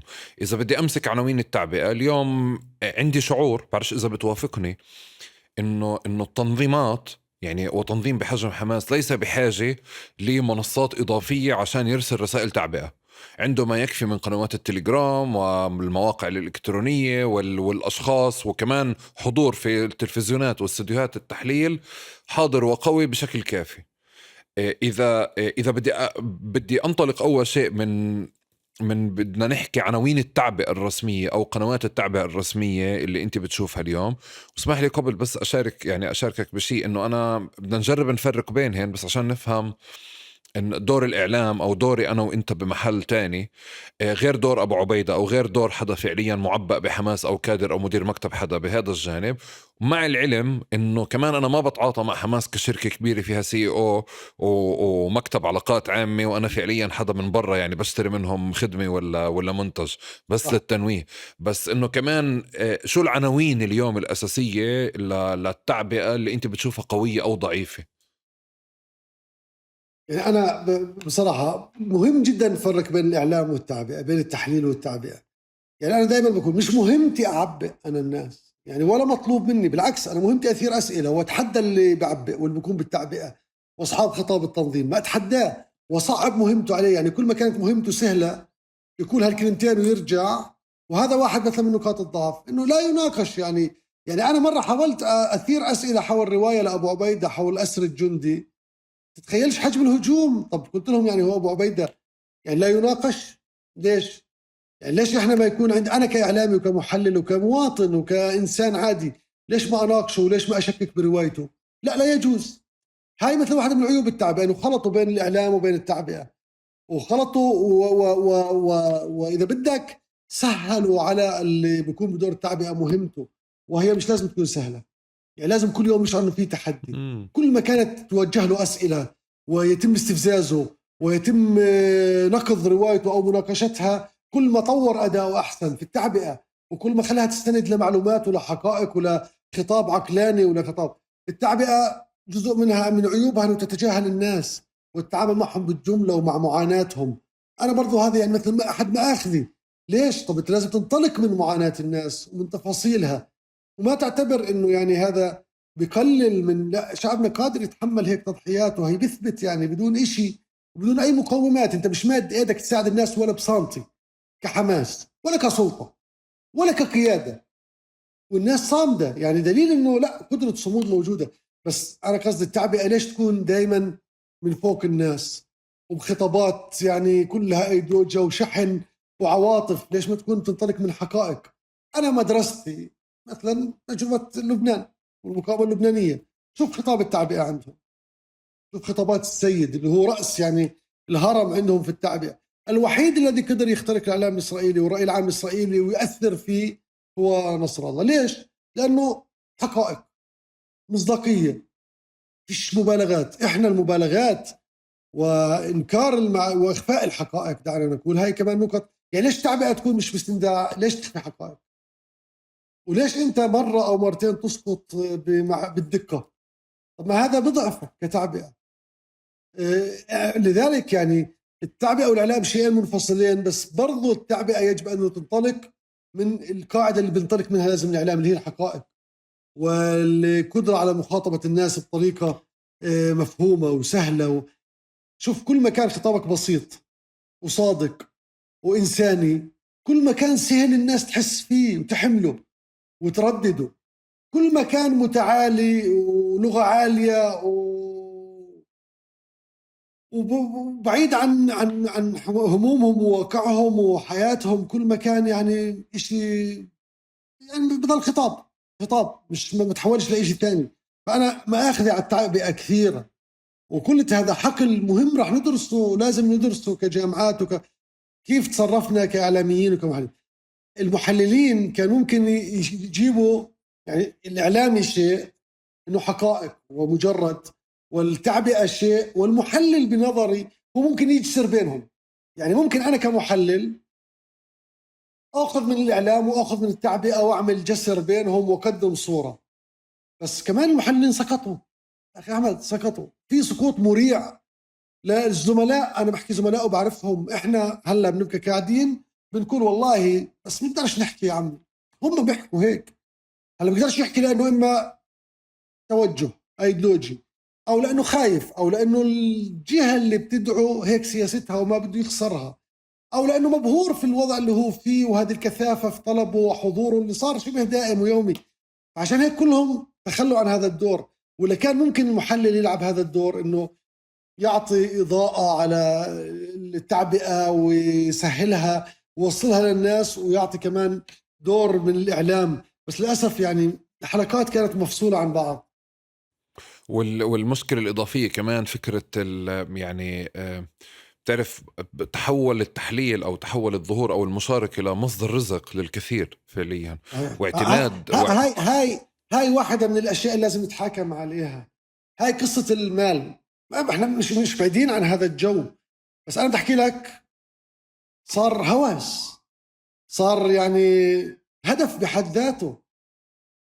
أقسم بالله وأنا بتحدث بأخوية ولا مع الناس وبحب أحكي هيك، لما كنت أنا بشعر إنه يعني بصير حدث كبير وبطلبوك أكثر من محطة وفي دخل، أشعر بتأنيب ضمير. بس في الآخر كنت مش يعني أنت مش رايح عشان هذا الإشي، وأخفف من تأنيب هذا الضمير بإني أنا بحكي نفس الحكي على صفحتي وعلى كذا.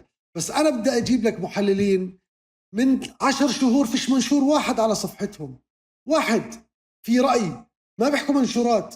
خوف لي يعني يغلط كلمة تأثر على طلبه هون أو هون، يعني صارت المسألة وظيفة وأنا بدي أكون مطلوب على أكبر قدر. فبالتالي كل ما كنت محايد أكثر وبدون لون وبدون هوية، كل ما كان يعني مطلوب.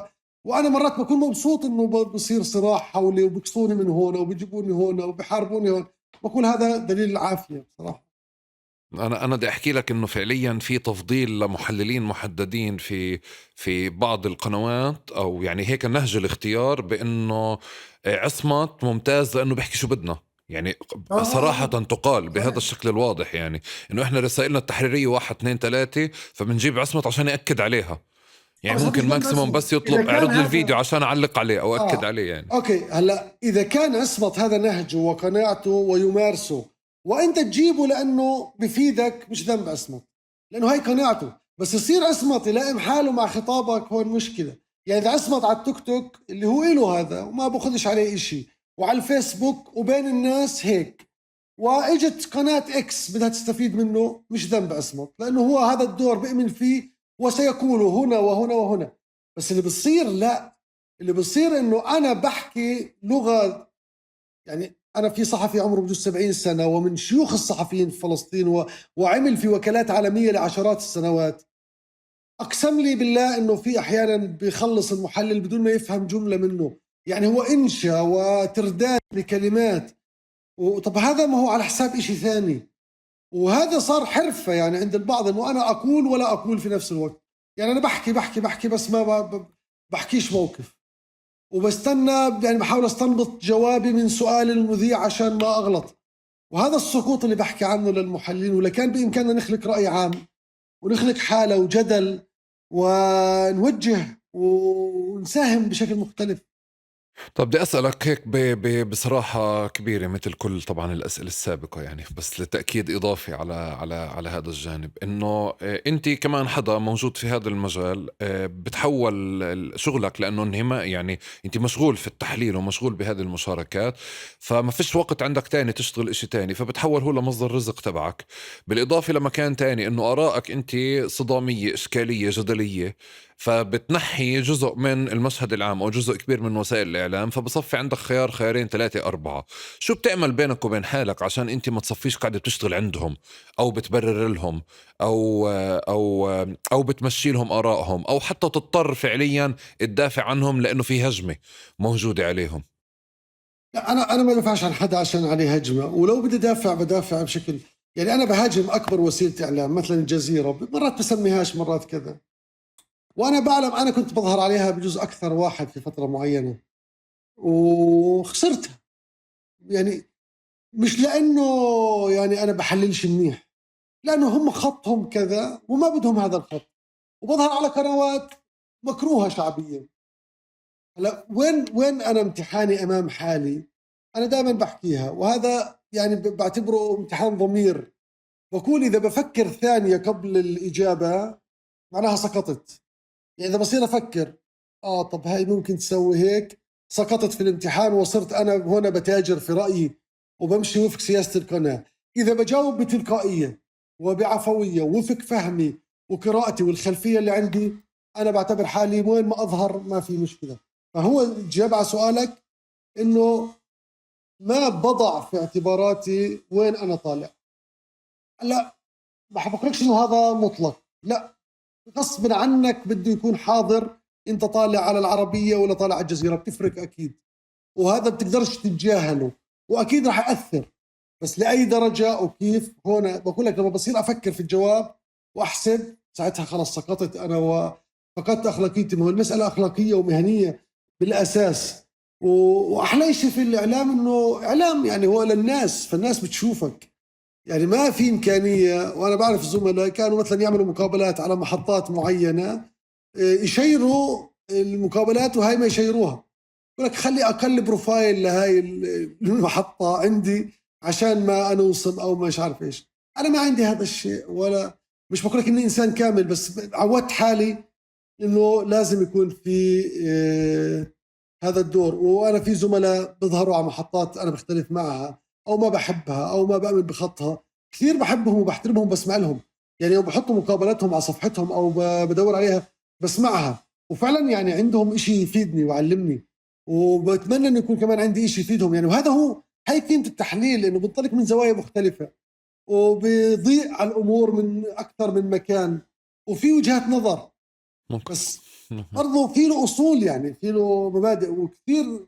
يعني انا بتصل بزملاء، بتصل وهي يعني بامكانك تتاكد، بشكرهم مرات وبهنيهم وبقول له كل احترام، يعني كنت موفق. ومحطات ما بحبها بالمره او بحبها او بجوز مش صح نطلع عليها او الى اخره. فلا، بعتبر انه هذا حقل يتسع وبحاجه، وكل ما زادت الاراء كل ما صار احسن.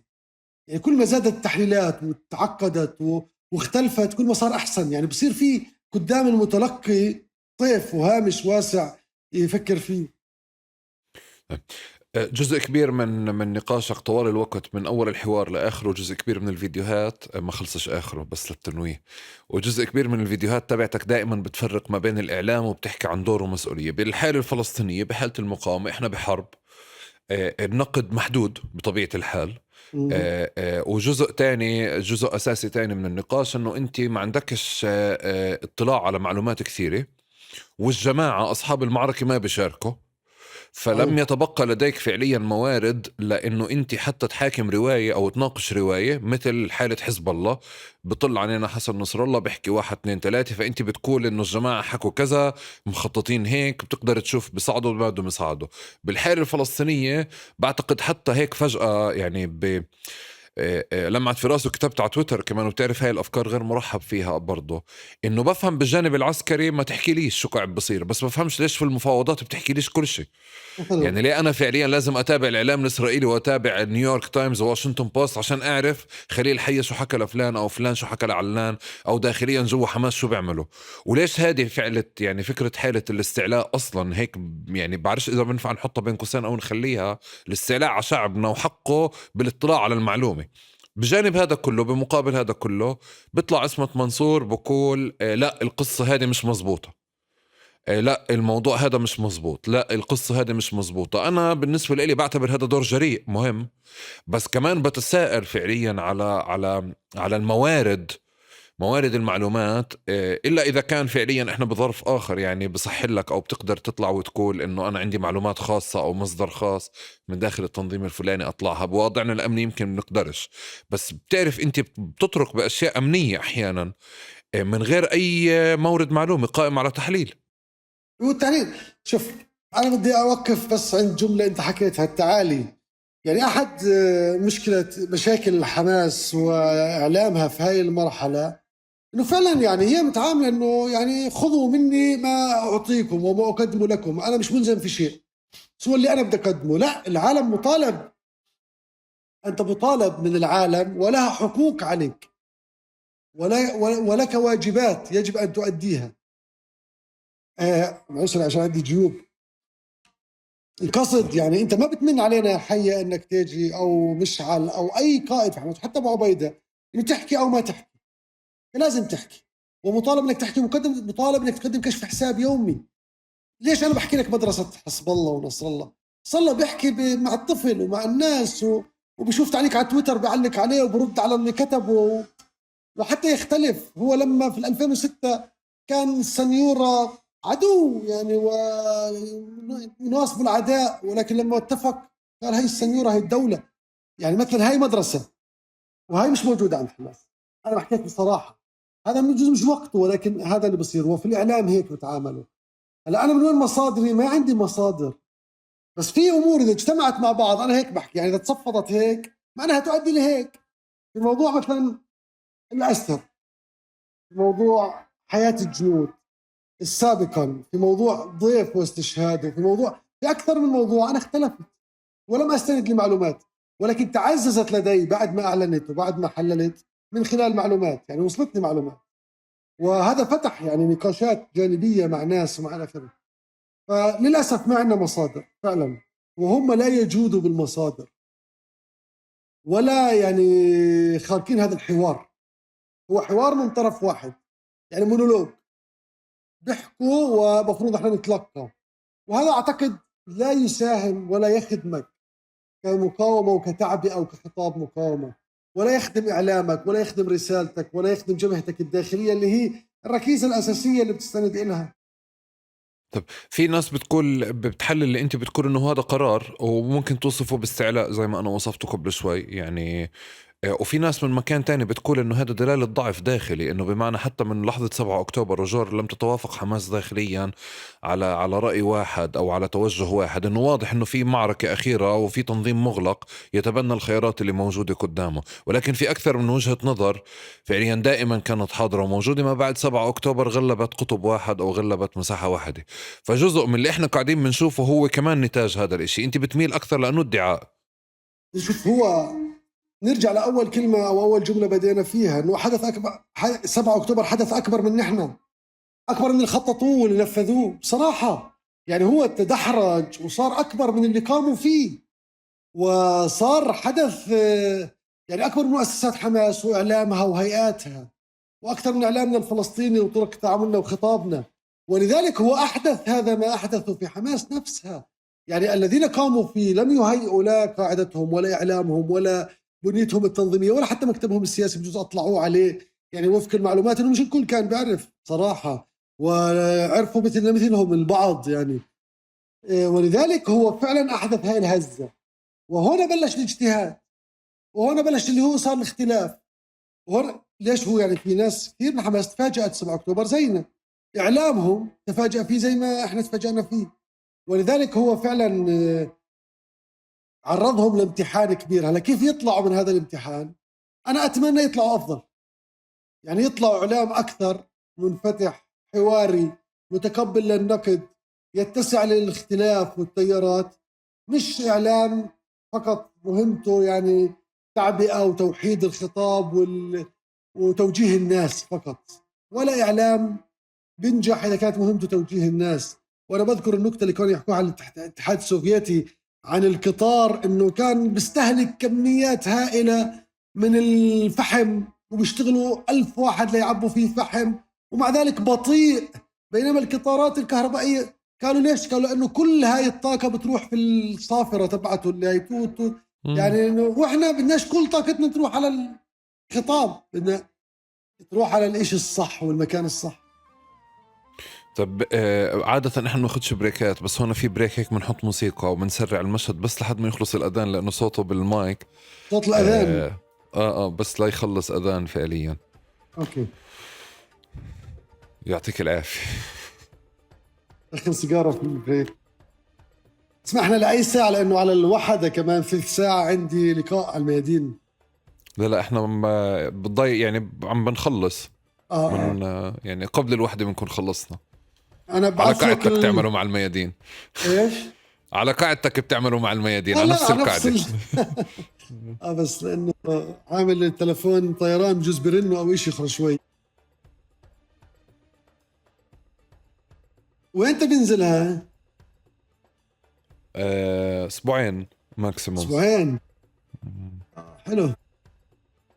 أنا أخذت راحتي بصراحة. عظيم. وهو هيك البرنامج. هيك كثير. البرنامج يعني أنا بدك يعني اكتشفت إنك مشهور كثير وبرنامجك مشهور، يعني كل ما حدا كلهم عندي والله بودكاست مع بكاوي يكونوا جد. طب ممتاز عظيم. يعني متابعة منيح. الحمد لله الحمد لله. وين يا أحمد؟ أنا من طول كرم. طول كرم. زمان في تركيا؟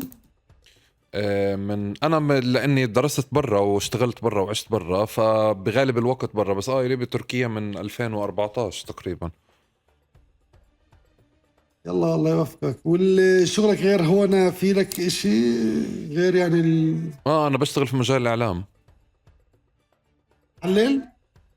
لا بشتغل، انا خلفيتي لوجيستكس مانجمنت، كنت بشتغل باللوجيستكس. فاليوم بشتغل في إدارة الإعلام. الاحترام. انت مسموح لك السفر ولا ممنوع؟ كان مسموح لي لحد 7 أكتوبر. جاني سفرية على الإمارات، كان في بودكاست زي هيك بس على الأسر، ولما طلعت فاجأت إنه مانعيني. هلا يقال إنه عشان الظرف كل الممنوعين رجعوا جددوا منعهم لحد ما تنتهي الحرب أو إشي، إن شاء الله يكون هيك يعني. بس هلا ممنوع. يلا على خير. أنا كنت ممنوع 9 سنوات، رفعته بالمحكمة المنع، محكمة عليا طلعت ورفعته في 2020. بعدين سافرت ردوا منعوني 6 شهور، بعدين رجعت سافرت ورجعوا منعوني. بتعرف خلص الأذان قبل ما يقيم الصلاة، شو رأيك؟ يلا احنا هذا المقطع اصلا بضل زي ما هو، بس انا فكرتي كانت بس عشان الصوت يكون واضح اكثر بالسؤال الجاي. بدي استكمل من وين كنا فعليا. وين انت بتفكر انه يعني واضح معاركك طويلة في مع الاعلام والتعبئة والحالة العامة، بس كمان وين صرت تشوف انه كل الاعلام الفلسطيني عم باخذ الدور التعبوي؟ يعني على مستوى صحفيين إعلاميين صارت المسطرة فكرة إنه أنت بتشوف شو الخطاب الرسمي للمقاومة وتتبناه وما بتخرجش عنه يعني. وإذا الخطاب الرسمي بجانب منه واضح إنه لا يصدر المعاناة اليومية واللي هي مهمتنا إحنا كإعلاميين، فبتلاقي فيه استغراب أو استعجاب من فكرة تصدير الجوانب الإنسانية أو التحديات الإنسانية اللي موجودة، خليني أقول غير السائدة أو غير المتفق عليها. فبصير انه لا هذا مش وقته، احنا لازم نحكي على الإبادة، مش معقول انه انت قاعد بتحكيش على الشهداء وعلى كذا وكذا وكذا وكذا وكذا. وكأنه فعليا في دور بعتقد صار عام وهون في إشي بعتقد جديد، مش متأكد إذا طول عمره كان موجود، يعني إنه كل إعلامي أو كل صحفي بالضرورة عم باخد هذا الدور التعبوي، وبعتقد واجبنا بس مش شغلك يصير باليوم يوم. هذا ضعف أولا، يعني هذا يعبر عن ضعف التعبئة أو ضعف الإعلام مع بعض. أنا في أثناء هاي الجدالات مع زملاء صحفيين وبيشتغلوا في وكالات مهمة قلت لهم لو أنا دكتور إعلام بخرجش نص الصحفيين اللي هون، بسقطهم أو لو بأثر رجعي وبمنعهم يظهروا على الإعلام، مش لأنه أنا بدي أعمل حالي دكتور عليهم أو إلى آخره، لأنه أنا مستاء يعني إنه مش ملاكي مادة ولا ملاكي أسئلة ولا ملاكي بحث ولا ملاكي محاولات، وكنا مستسلمين للخطاب السائد والإعلامي ومرجعياته المعروفة. هلا أنا بستوعب الناس تعمل هيك، إنه العالم فعلا يعني يطلعوا يتعاملوا مع الخطاب التعبوي، بس أنت كإعلامي وكوسائل إعلام إنه أنت كمان تذهب بهذا الإشي وتدافع عنه وتخون اللي بحاول يعني يعدل أو بحاول يصوب أو بحاول يدخل يعني بعض الأسئلة وبعض الأجواء. يعني هذا مصيبة كبرى. أنا برزت هاي الإشي في المحطات اللي زي هيك، يعني برزت مثلا في 2021 معي، دخلت في صدام مع جمهور وشنوا حملات ضدي لأنه أثرت أسئلة، يعني شو يعني ترفع علم حماس في الأقصى؟ ليش؟ شو يعني شو القيمة؟ شو الإضافة؟ وليش هالإصرار على هذا الموضوع؟ وصارت حملات مثلا برزت معي في مسألة خطف الجنديين في 2014 وإنه أحياء ولا أموات.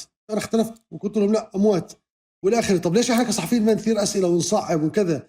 وبعدين بلشت أسأل لما صار لهم 10 سنين في الأسر، يعني شو قيمة إنك أنت متمسك كمقاومة بانه لا نفرج عن معلومات عنه الا بثمن؟ طب شو قيمه الثمن مقابل 10 سنوات قضاها الاسير في السجن؟ كان ممكن تسوي صفقه قبل 10 سنوات حتى لو باقل عدد. واذا انت بتعرف انهم ميتين واسرائيل بتعرف انهم ميتين، على مين انت مخفي يعني المعلومه؟ عن مين؟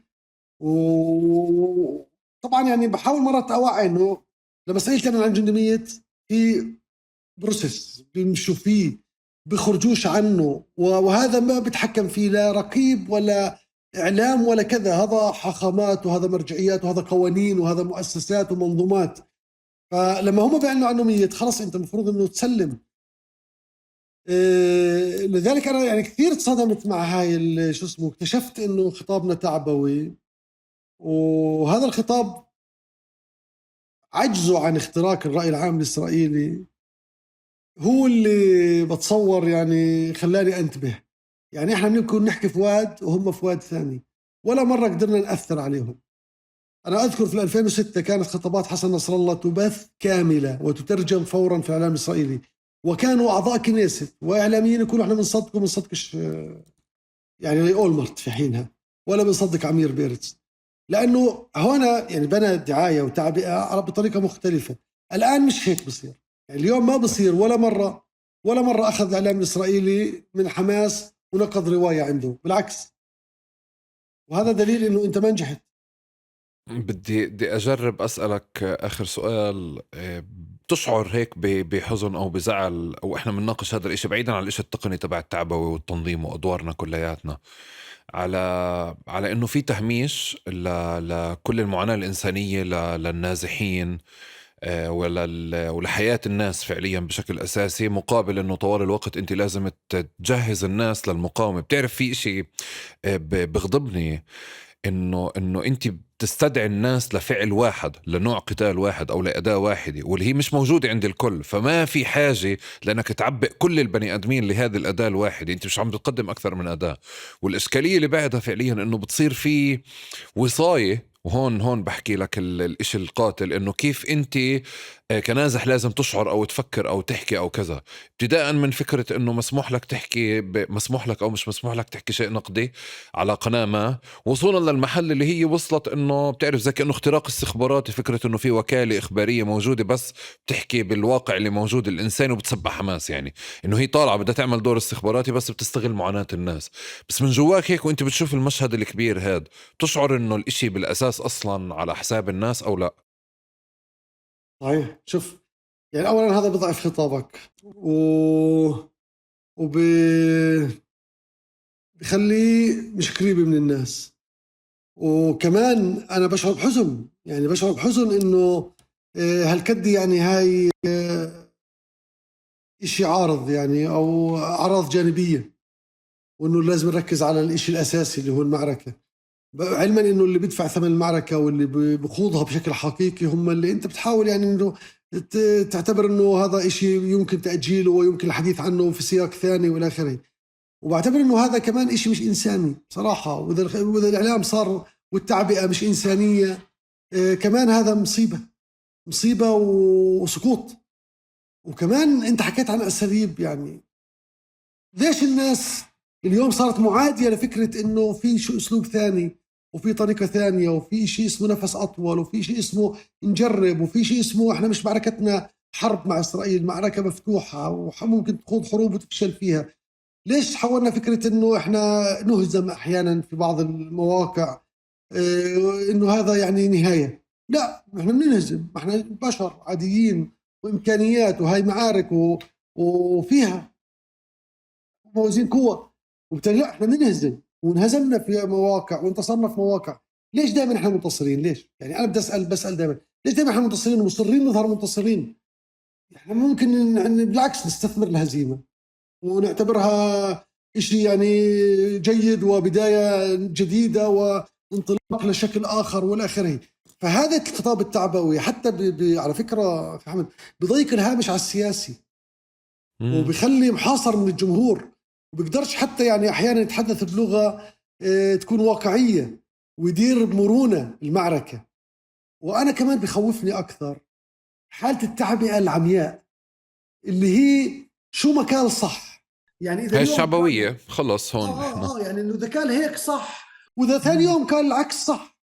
طب ليش يعني ليش نسطح هالقد فكر الناس وعقولها وتفاعلها؟ فلا الإشي محزن أكثر بصراحة. أنا بدي أترك لك المايك إذا بدك تحكي أي إشي.